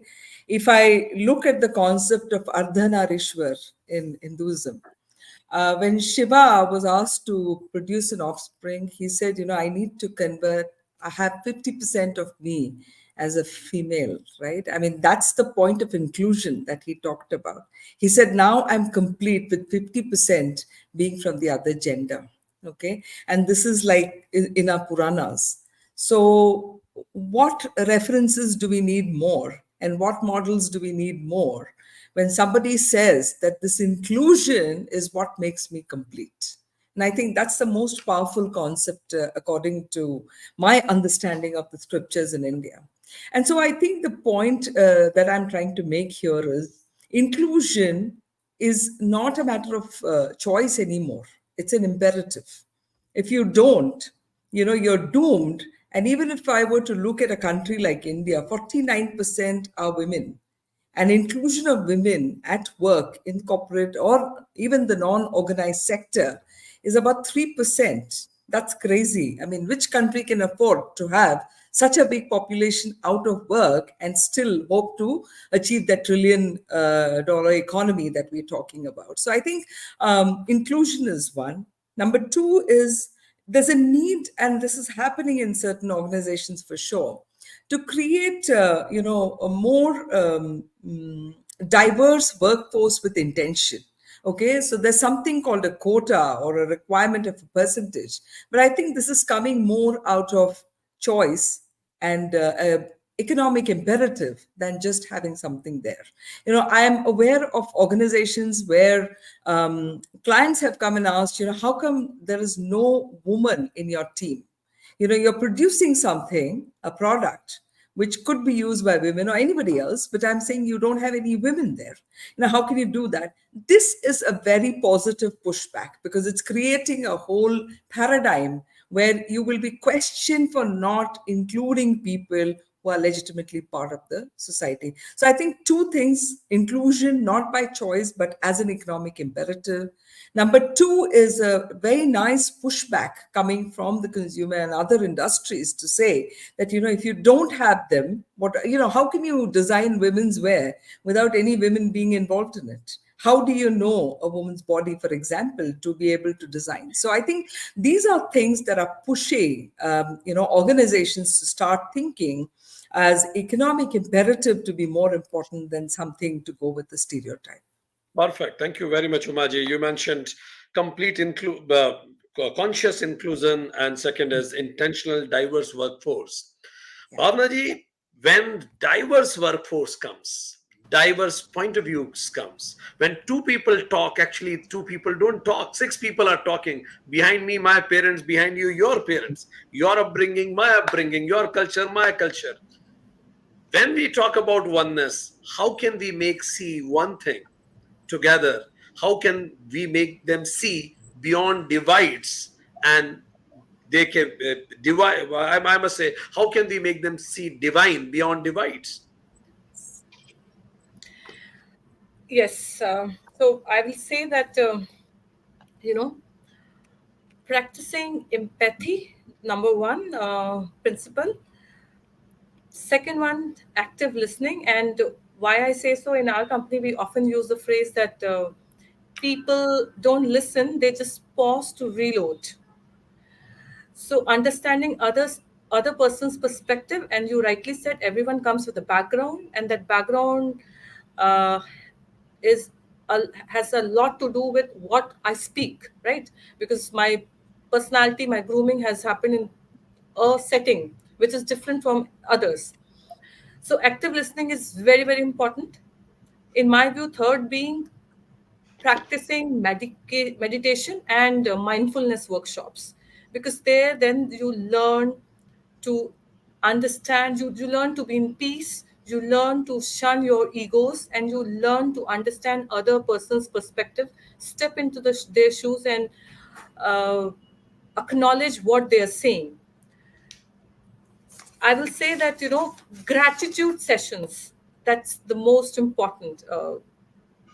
We have forgotten what gratitude is all about. A simple thanks puts up, or I'll say banishes a lot of differences, but it's the tiniest thing, but we do not acknowledge it. Most important is that, I think when people are involved in community building projects, maybe poverty, maybe enhancing educational facilities to the poor, or working on providing basic amenities to the downtrodden, to the unprivileged.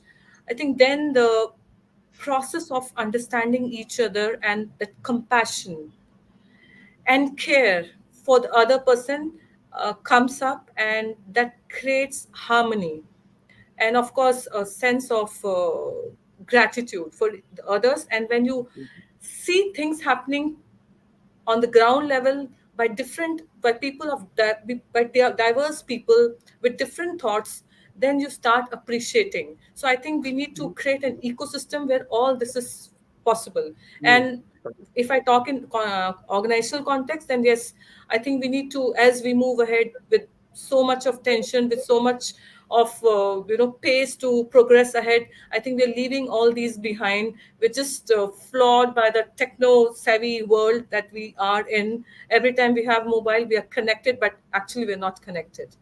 So I Thank think you. we need Thank to you. circle back and think all this. Perfect.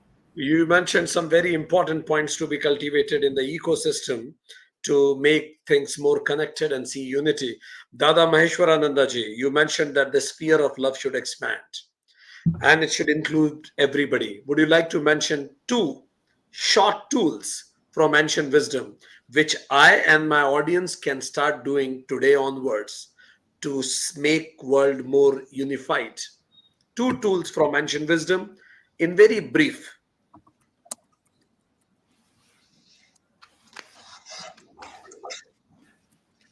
I would like to mention first, thank you, brother. I'd like to mention first the idea of cosmic inheritance. Cosmic inheritance says that humanity has inherited the earth and all the resources on it. So we should learn to share. We have plenty if we share. We don't have enough if we hoard. And of course, the ancient principle of aparigraha is that, to live simply, to reduce the accumulation of things that you don't need to survive. So parigraha is definitely one of those tools, to live simply on the earth, ecologically on the earth. Another principle, another tool is meditation on the divine, to see oneness in everyone and everything. When we see everyone as our sisters and brothers, we have to treat them differently. That love is so important. Thank and you. I think the more we can learn to love one another, the more we can feel that love in our lives, we make the world a better place. I think very profound what you mentioned is minimalism should be adopted, because when you talk about colonization, it started because of greed. And when you expand your greed, then you take rights of another people also. Umaji, you mentioned about intentionally creating a diverse workforce and concept of more inclusivity. Any other model comes from ancient wisdom, comes to your mind, any other tool for the audience who are listening to us, what I as an individual or an organization should do today onwards to make world more united? Certainly, and I draw from our own ancient wisdom in India. Seva is something that has been talked about throughout in all the scriptures, right? Seva is translated means service, and I think today corporates are thankfully, because of the various frameworks that have come of environment, social governance, whatever you may call it, I think I'm glad that these frameworks have come and forcing the companies to look at it. And I don't mind that, because everything doesn't begin voluntarily to begin with. Let's use these frameworks. These frameworks talk about organizations' responsibility towards people around them, the communities around them, right? And therefore, whether it's a corporate social responsibility budgets that companies have to put in, or the ESG framework, I think this is fabulous, because it's now pushing organizations to look beyond themselves, right? Vasudhaiva Kutumbakam is what we talk about, right? The whole world is one united entity. And so how do you do it if you can't prosper at the cost of somebody else? So I think programs like corporate social responsibility, volunteering, joy of giving, etc., actually help us to drive these kind of positive emotions in people, to say that, I'm happy, but I want others to be happy around me. I have something, but I want others to have as well. I am benefiting from you, and therefore it's my responsibility to return something back to you. And I think this is what is driving a lot of corporates in the positive direction. And I'm, again, at the cost of repetition, thankful that these frameworks have been brought in by the various institutions and the government, because what is left by choice, sometimes you always end up making the other way. Yeah, the choice the other way, Yes, which is not as they say, yeah. fake it till you make it. So, okay. Absolutely. And just to add one little point, I think various religions talk about giving. In some religions it's mandated, in some religions it's not. But I think at the end of the day, Indian ethos has been about sustainability. We use a piece of cloth in various ways till it deteriorates. I mean, that's absolutely the way we need to live. If your big piece of cloth is gone, you convert it into a bag, then you convert it into a towel, you convert it into a hand napkin or whatever, till you actually have nothing left of it. And I think we have to get back to that. We have all the examples here to do that. And my earnest request to everyone around me, wherever I go, is let's practice this. Thank you. So nice. That's really amazing. And as you rightly said, Dada Maheshwarananda also mentioned about minimalism. Tena taktena bhunjita. You should be mindful of what you are consuming, because it has a cost. It has a cost to be paid by the planet itself. Bhavna ji, the tips that you would like to... Me perdoe fazer uma rápida observação. Na minha tradição, da Professor, culto we aos would love orixás, to know, but I guess, Dada Maheshwarananda ji, can you understand Portuguese? Yes. So, Professor, he will translate it for you. And but I will request you, because we are at the final stages of the conversation, be very brief in your sentence so that he can translate, and then we can continue. Go ahead, Professor. Ok. Na minha tradição de culto ao orixá, o divino se expressa na ação humana. E a ação humana é concreta. Por exemplo, a questão do amor. Não como sentimento, mas como ato. Ato de solidariedade, ato de companheirismo e ato de compartilhamento da necessidade de superar as desigualdades sociais. Yes. Dada Maheshwarananda ji, can you? Yes. The professor is saying that love is not a sentiment, it's an action. So when we act in solidarity with other people, when we act in synergy with other people, when we act to build community with other people, these are the expressions that are needed. Perfect. Thank you very much, Professor, for adding. Bhavna ji, the question with you.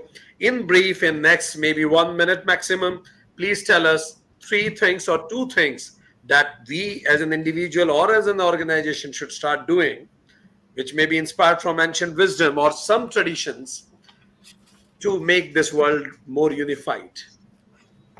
Okay, so first thing I'll say is modeling compassion and inclusivity. We've already spoken about being inclusive, but being compassionate, exemplify compassion, and champion inclusivity. That is my first take. Uh, Second is educational initiatives by teaching common values, by promoting cultural, religious beliefs, and understanding that all religions teach one thing. The more you educate yourself and others, the more you understand that there are no difference. We just say, A religion, B religion, or A spiritual sect or B. And thirdly, I'll say that participate in global issues or societal issues rather than your own. Come together as a diverse group and work on things where the world needs it. There are a lot of people who needs a lot of interventions, be on poverty, on hunger, on education, on even basic amenities of food, water, or shelter.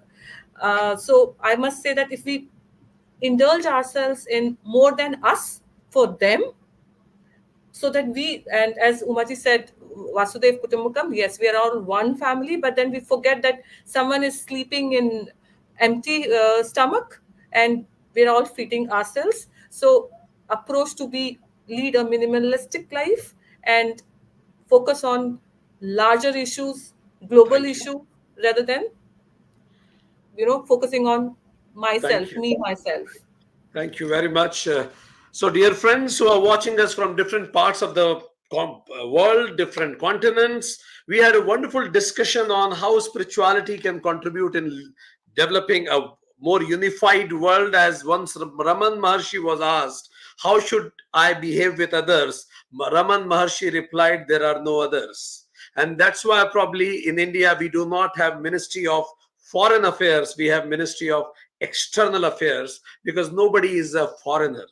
So the discussion started with Professor Jures mentioning about the effects of colonization that led to this divisive world. He also mentioned the importance of gaining cosmic knowledge and cooperation. He also gave one important message to all of us, that love is a verb, it is not noun, it has to be acted upon. So adding to that, Dada Maheshwarananda also said that after tribal community, then we have colonization. And from then things started deteriorating from me versus them, heaven versus hell. But the moment you realize that we all are, we sprout from the same consciousness, then we respect. But there are certain areas where even male and female spiritual quotient are being compared. And then we understand in ancient scriptures, Brahman is addressed as that, not male or female. And Baba Dada Maheshwarananda said you should start with meditating on love. If your sphere of love is expanding, and in your definition of me, everybody is included, all beings are included, it means you are spiritually progressing. Second, he said, know that this planet we got as a cosmic inheritance, and we have enough for everybody's need, but not a single person's greed. A parigraha, do minimalistic living in this consumerization world where everybody wants to promote the needs. We need to understand, we need to know how to refuse. Ten taktena bunjata.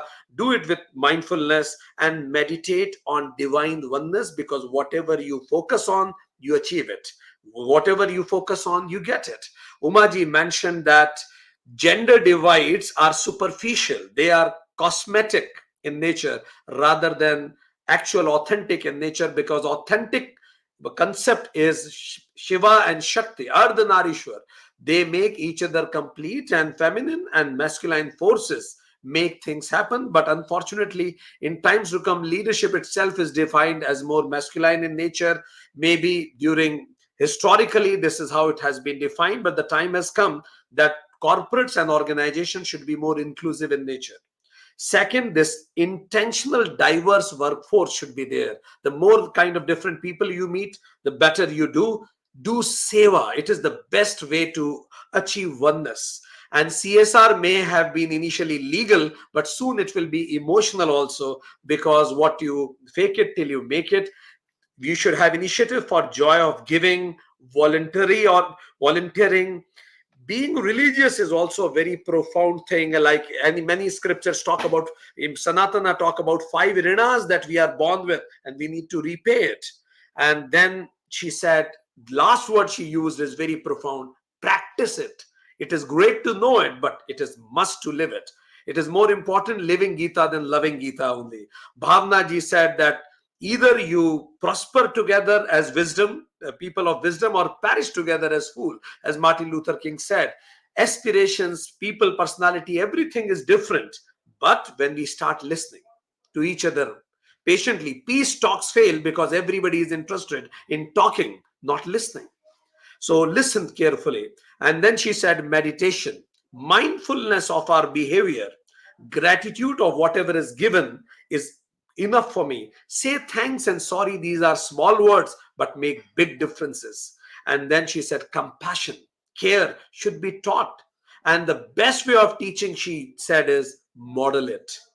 Classical conditioning theory says we learn seeing our parents model all these things, and seniors should model it. And then she also said that educational institution should focus on oneness studies, and global issues should become a matter of discussion. It will make us expand our sphere of love, and we should celebrate diversity. And she said also that we also need to live these things. And so the message for everybody of us from this panel, I'm sure that audience who are visiting it from different parts of the world, we will, after this discussion, have enough tools to live a more unified life, because I exist because of you. Namaste. Thank you very much, Umaji, Dada Maheshwarananda ji, Professor Jurez. Thank you, Bhavna ji. Thank you very much, everybody. Thank you so much. Thank you, Brother Vikrant. Thank you. It's my honor to introduce our next esteemed guest, Ms. Sept Gir from India. She is UN representative at Brahmakumari's World Spiritual University in New York for the past 6 years. Her work is based on understanding that real change begins with a shift in awareness facilitated by a spiritual-based approach called Raj Yoga. Sister Sabita is practicing student and teacher of this art of yoga for over 40 years. She mentors and initiates youth, women and men in many projects related to UN Sustainable Development Goals. She has conducted courses, facilitated workshops and retreats in the Caribbean, UK, India, Middle East and many states across the US. She has been a representative of Brahmakumaris in the US for last 22 years. She is also very passionate about climate change. She feels that her purpose on this earth lies in upholding the principles of truth and non-violence in her life while serving the world to make it a better place to live in. Using peaceful building methods in 110 countries, the Brahmakumaris supported the UN 2030 agenda and the SDGs. So ladies and gentlemen, please put your hands together to welcome Ms. Sept Gir.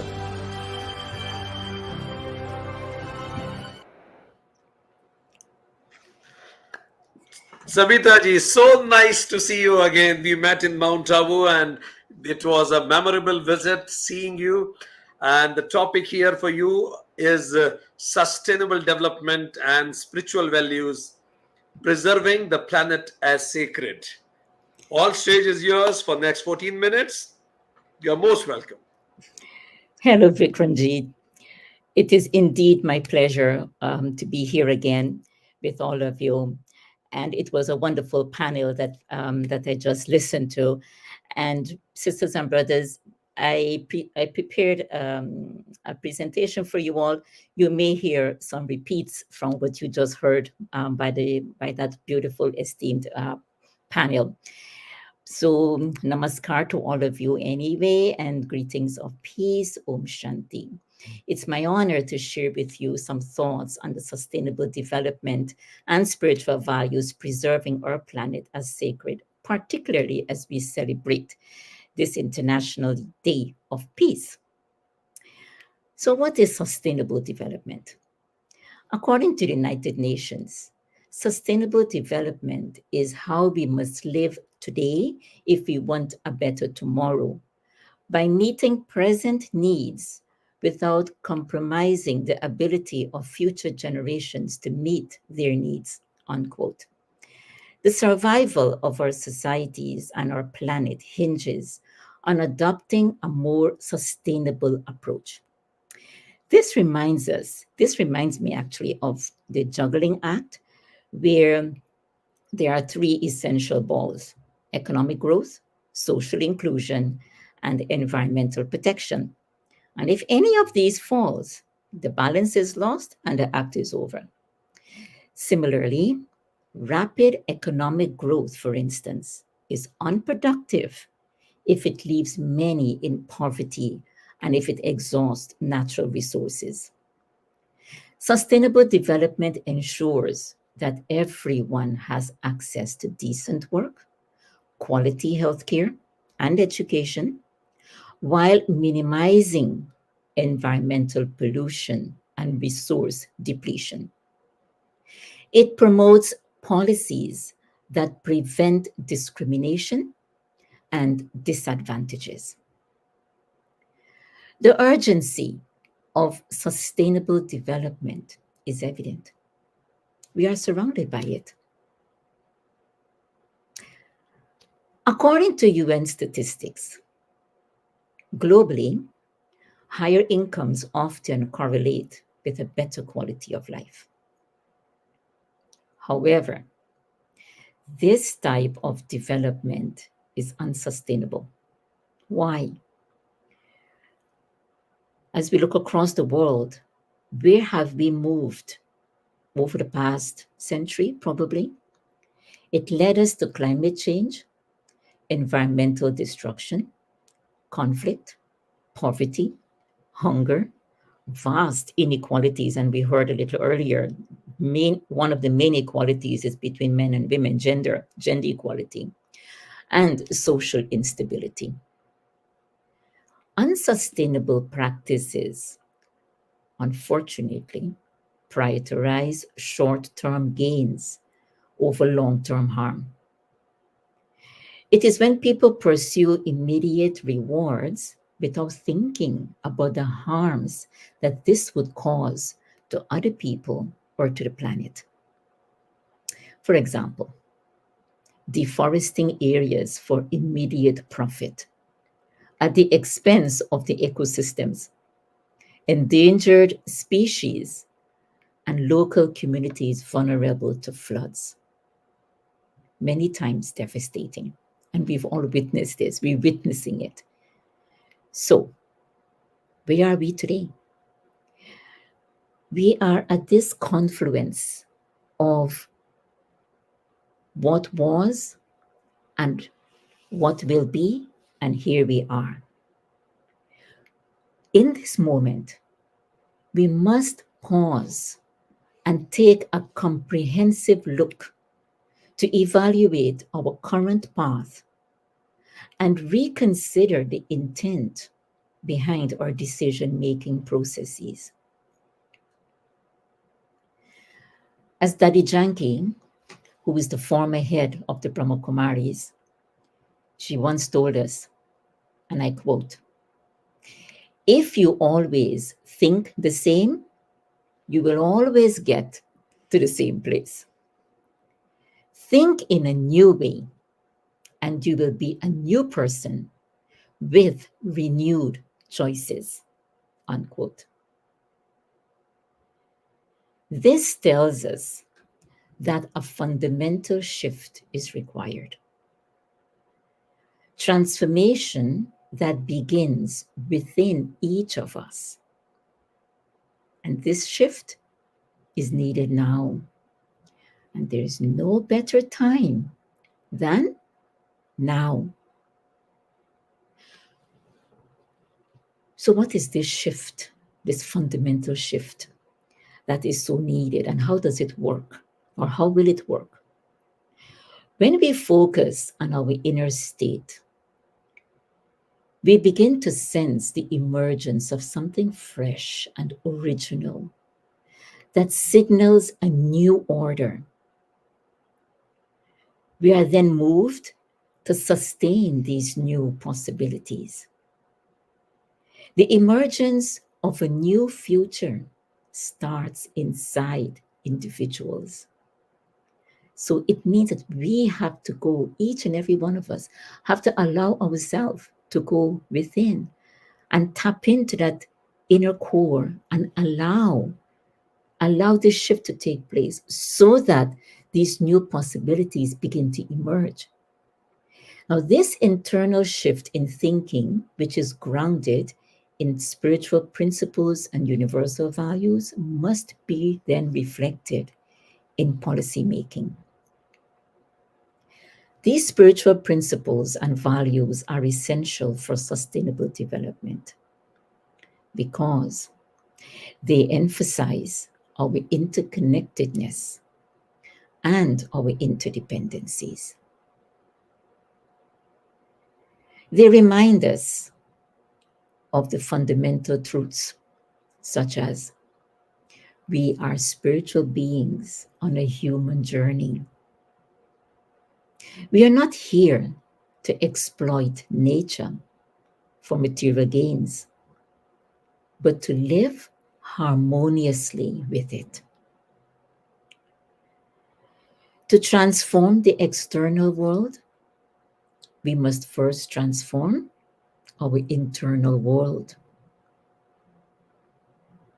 If there is to be peace attained, we must start with inner peace. Inner stability and the eradication of internal corruption are prerequisites for world peace, security, and stability.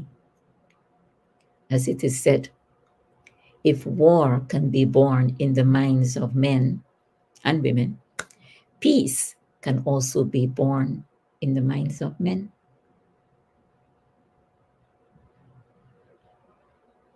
So, we must commit to return to our original state of peace and nonviolence if we want to live in a world of happiness and abundance.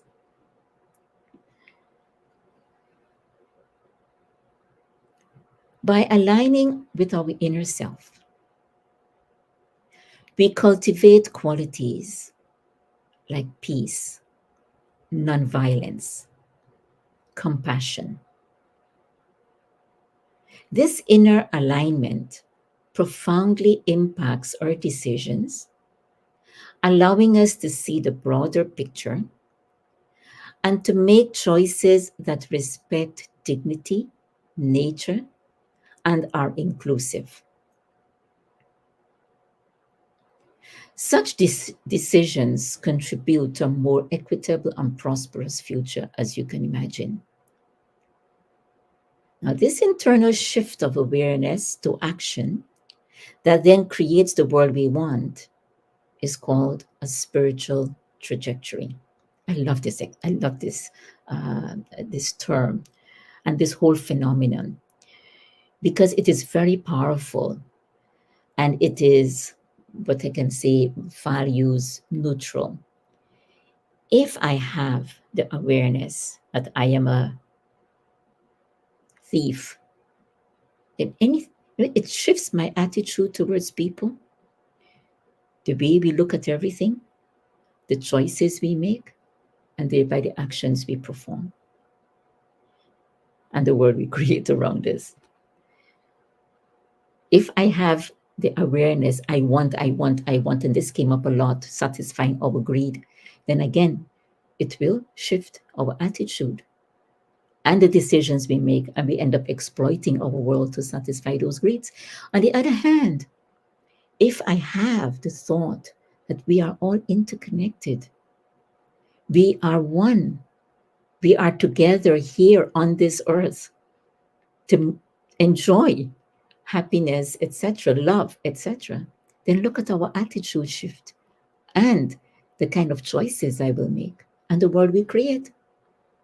Along with that, our connections span ourselves, each other, Mother Nature, and the divine. Valuing this spiritual trajectory and our interconnectedness with ourselves, each other, nature, and the divine is crucial for meaningful change. This practice of aligning with our core principles allows us to focus more on what's of benefit for all people and the planet, ourselves included.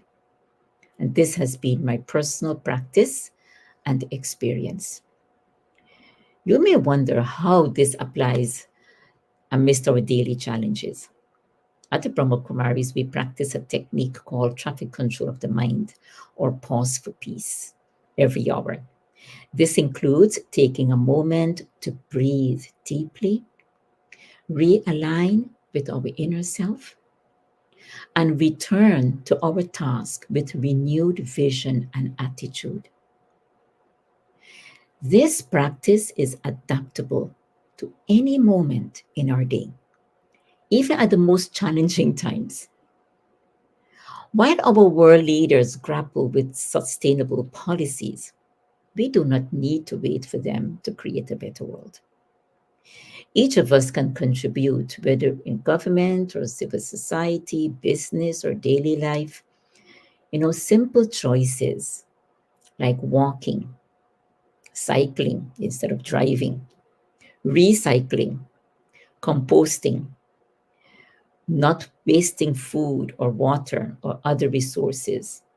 These simple everyday things can make a difference.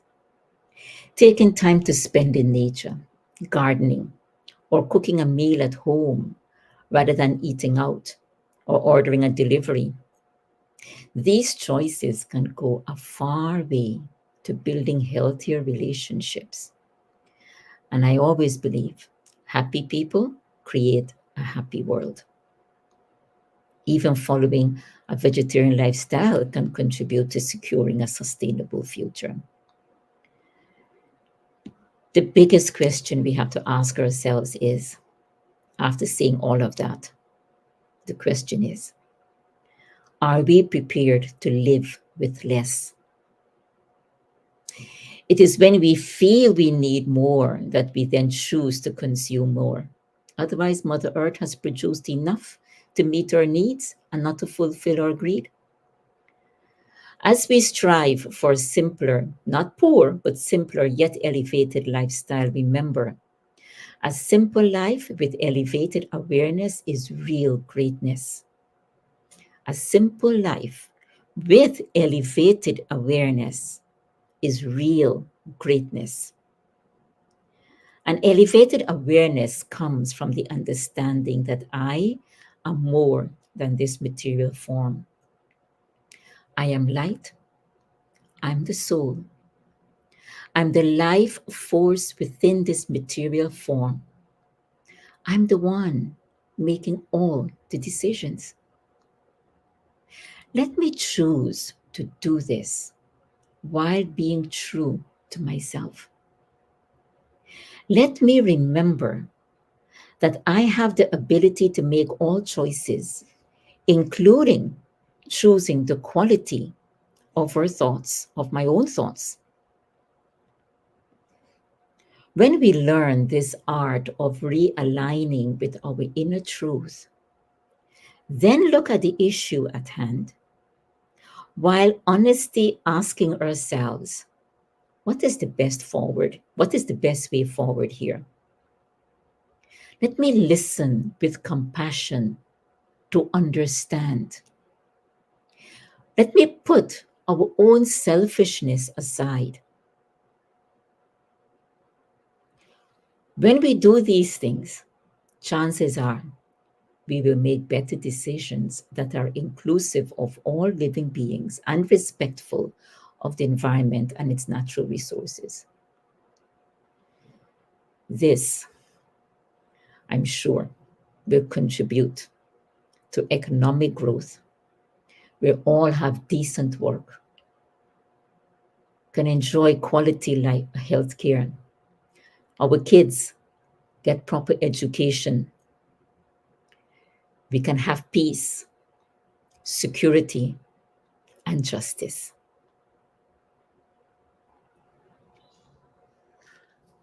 In conclusion, I would like to share a quote from Kalidasa. Yesterday is a dream. Tomorrow is a vision. But every today well lived will make every yesterday a dream of happiness. every tomorrow a vision of hope, and every today a present. And finally, I would like to take a minute for us to practice this pause for peace, because again, it is practice. We can't wait for when the crisis knock at our door that we try to grapple, oh, we have to, do something like what the world is doing today. They're grappling to find solutions. So we need to practice this pausing regularly so that I am well equipped to do it at the time of need. Along with your daily meditation practices, etc., this pausing momentarily throughout the day really supports our meditation practice. So let us just put everything aside, all thoughts, all everything, and just take a deep breath in, go inward, reconnect with your seat of consciousness behind the eyes. See yourself as that beautiful light. Feel your own light, the light that radiates calm, peace, the light that brings inner clarity.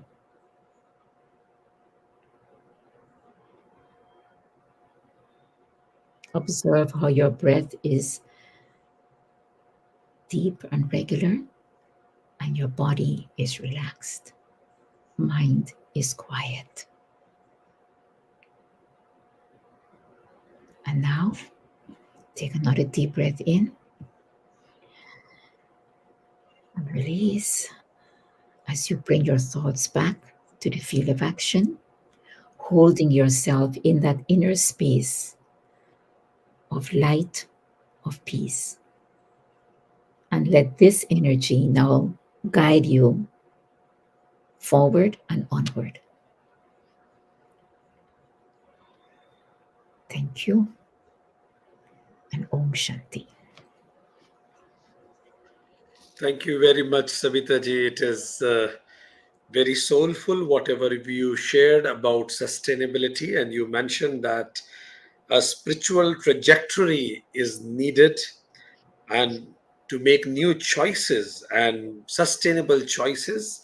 You taught us how to pause for peace, and before deciding things, think of global benefit. You gave us some tips that walking, cycling, recycling, and asking a question that are we prepared to live for less? Simple life with elevated awareness is real greatness. We'll remember this message. Thank you very much, Savita. Thank you for the opportunity. Thank you. On behalf of United Consciousness, I thank Ms. Sebeta Gir for coming on to the platform of United Consciousness. Thank you so much. I feel delighted and honored to welcome Mr. Joe Febra. He is a member of the United Nations Task Force on Social and Solidarity Economy. Born in France, he studied physics and economics. He first worked in a multinational company and then led the International Fellowship of Reconciliation, a faith-based peace organization. He later gathered 120 Nobel Prize winners and led a Europe-wide campaign against hunger in the world.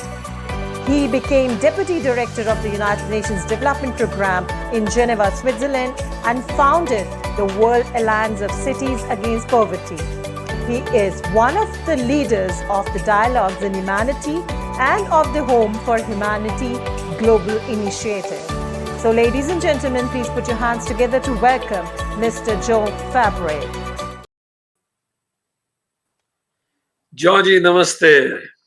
Namaste. Let me admit in front of the whole world, you are one of my most favorite person on the planet. So happy to see you. So we are all, whole stage is yours, and the topic which we'll be listening from you is Agenda 2030. What have we achieved in attaining global peace? Thank you. Well, Agenda 2030 is not just a resolution adopted by all governments at the General Assembly of the United Nations in 2015. It claims to be a plan of action to strengthen universal peace. And to do that, it sets 17 goals that Sabita has been talking about to be reached by all countries in 2030. And that includes the eradication of extreme poverty, but above all, Agenda 2030 is not a mere plan of action.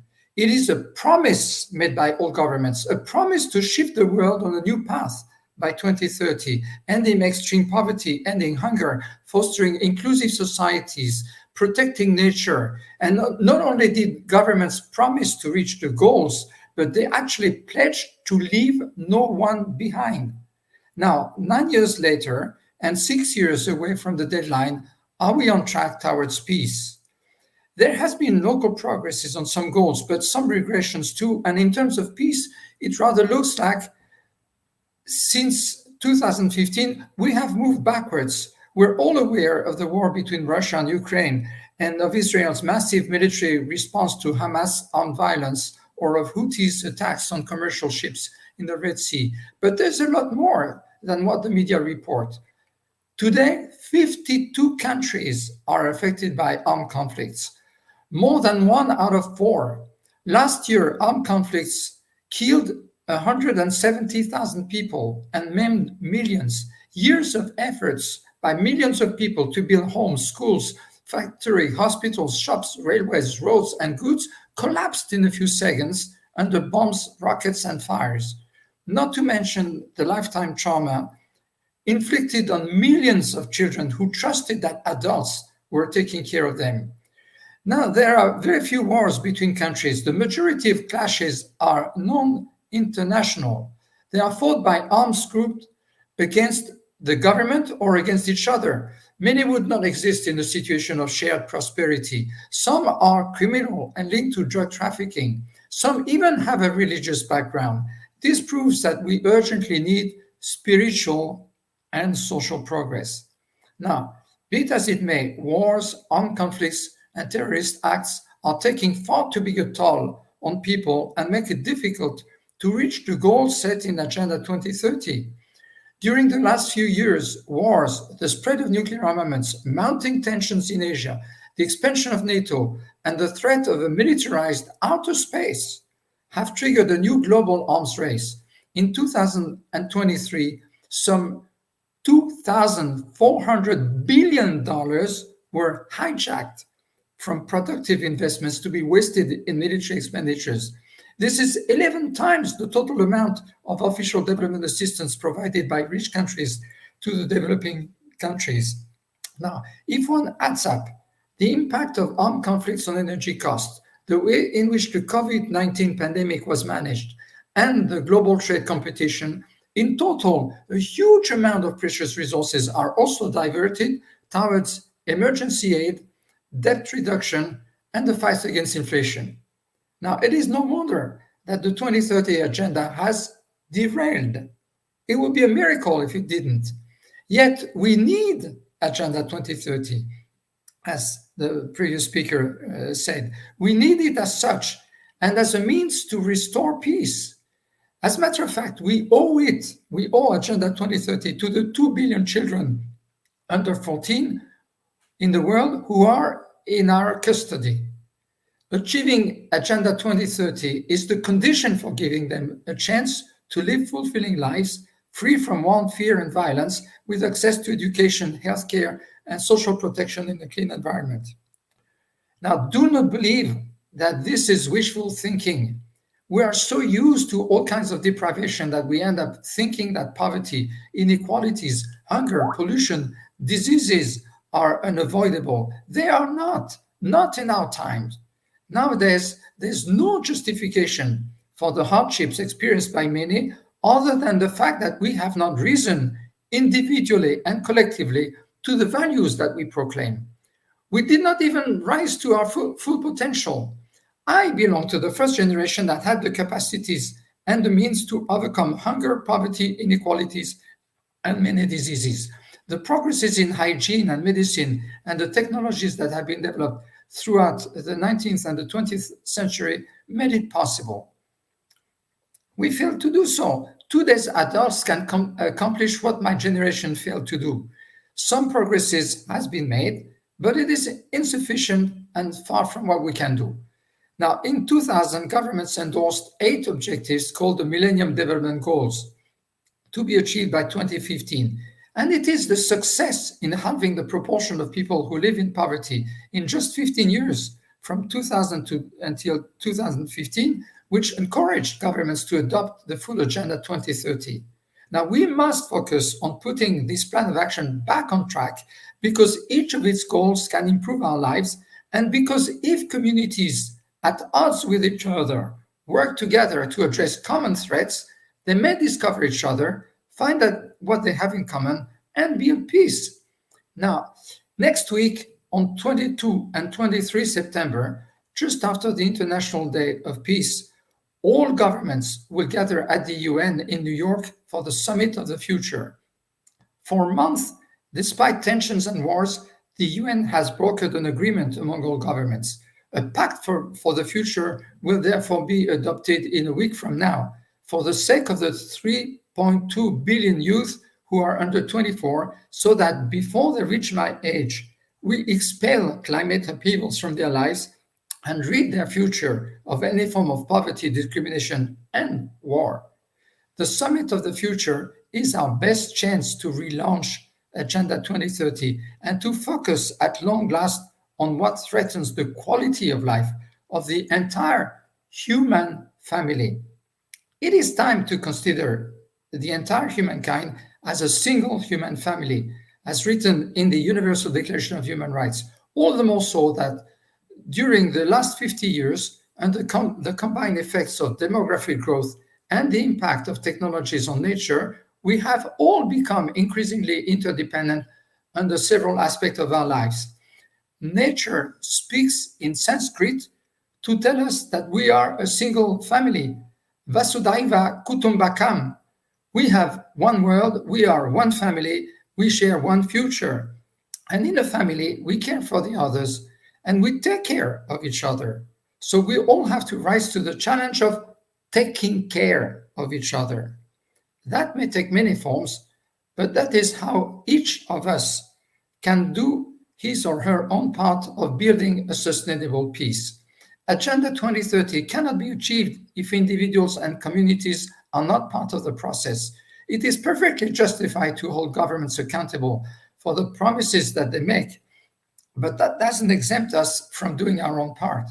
We have to keep asking ourselves, what did I do that allowed Agenda 2030 to derail? And what did I fail to do to boost it properly? Now, in order to put back in orbit Agenda 2030, we all must make 3 decisions. First, we all must change something in our life. Change something. At best, business as usual perpetuates damages.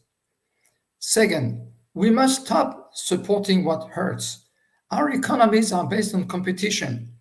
We are pitted against each other as individuals, as enterprises, and as countries, whereas we should team up to satisfy people's needs and to heal nature. So in Mahatma Gandhi's footsteps, before we do anything, let us think of the impact that this may have on the most vulnerable individual. If that impact is negative, we must abstain and find another way. Third, we must commit to advancing at least one of the 17 goals of Agenda 2030. Pick what you want, but do something. They are too important to be left in the hands of politicians or businessmen. So let us all commit to taking care of each other. One earth, one family, one future. Wow. Wow. Thank you very much, Georgie. It was, I think, very much thought-provoking. You not only mentioned about the status, you gave us hope also. So you talked about those 17 goals that we decided as a world for ourselves, and with a pledge, you mentioned that nobody will be left behind, but somehow we moved backward. You mentioned about how many armed conflicts are going on, how budgets are being shifted from developmental budgets to the military expenditures. You mentioned a staggering figure of $2,400 billion. And you also said that 11 times of the total money provided by rich countries for development is being invested in military budgets. You also called upon the concern for 2 billion children who are under age 14, and they deserve a more fulfilling life. It is our duty. You said that poverty and inequality, making them zero, is not a wishful thinking, but you acknowledge that your generation could not do it, but the generation to come has the capability and resources to do it. It is so empowering. It is so empowering. I would like to tell you that United Consciousness has also constituted a wing of it that is called United Consciousness Global Youth. I think this message, I will make it sure that they will listen. It is empowering. You mentioned that though that millennial development goals really work, so the summit of the future, which is about to begin, we must utilize it and relaunch 2030 agenda. And as you said, that before we do anything, we should ask a question from ourselves, that what did I do towards that agenda 2030, and what did I do which will take us away from it? And 3 questions that you wanted us to ponder upon in our life is: first, today onwards, I'm sure that audience and me and people around in our organization will be doing it. What you mentioned, you called upon: 1, what I must change something in my life which will take me towards better world. 2nd, what I must stop, that I must stop supporting, which will hurt a better world. As Gandhiji said, it should really help the most vulnerable person possible. If it is helping him, then I should go ahead. And if it is not, I should restrain from it. 3rd is advancing, personal advancement, to take at least one of those 17 goals and start doing something about it. And living with the spirit of Vasudhaiva Kutumbakam. That's so heart-touching. Thank you very much, Georgie. I'll connect personally to you. I again land my invitation, our invitation. Please do visit Ujjain on 14th, 15th, of 16th of February. Meet all United Consciousness people. We'll be very happy to host you. Most welcome. Thank you so much. Thank you. On behalf of United Consciousness, I thank Mr. Joe Fabre for coming on to the platform of United Consciousness. Thank you so much.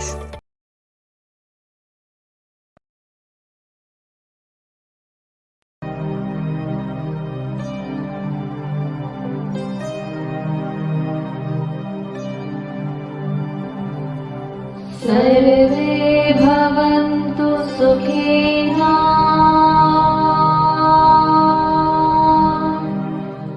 सर्वे सन्तु निरामयाः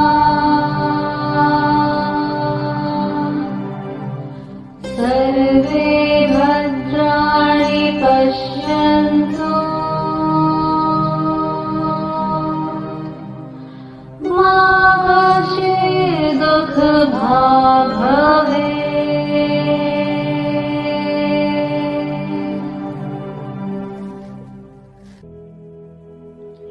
This shloka means, may everyone be happy, may everyone be free from all diseases, may everyone see goodness and auspiciousness in everything, may none be unhappy or distressed.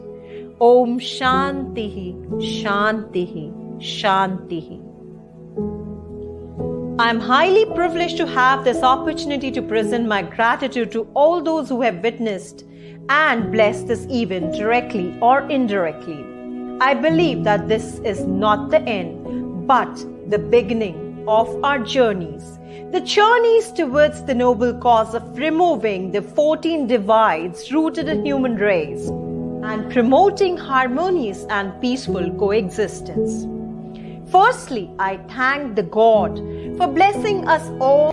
I extend my heartfelt gratitude to Mr. Rajesh Rabindranath of Project Self USA, Yogi Baba Adnan and Madam Kubuk of Siddha Ashram Yoga Center, Mr. Andre Reel of Nidra Yoga, Swami Suryananda Saraswati of European Yoga Federation, Mr. Sukhdev Volker-Britz of Yoga Vidya, Mr. Valdemar Parado of Yoga Yogeshmo, Ms. Patricia Wegle of AAYT, Ms. Emmy Blessio of CUIDY, Ms. Valentina Cortene of African Spiritual Council, Mr. Andre Lebanau of Yoga Lam, Mr. Josh Pryor of Yoga Australia, and Mr. Jose Druge of for your invaluable contributions and support. I'm also very thankful to Dr. Vikrant Singh Tomar of United Consciousness for hosting such a beautiful program. I also thank Team United Consciousness for their valuable contributions to such a beautiful program.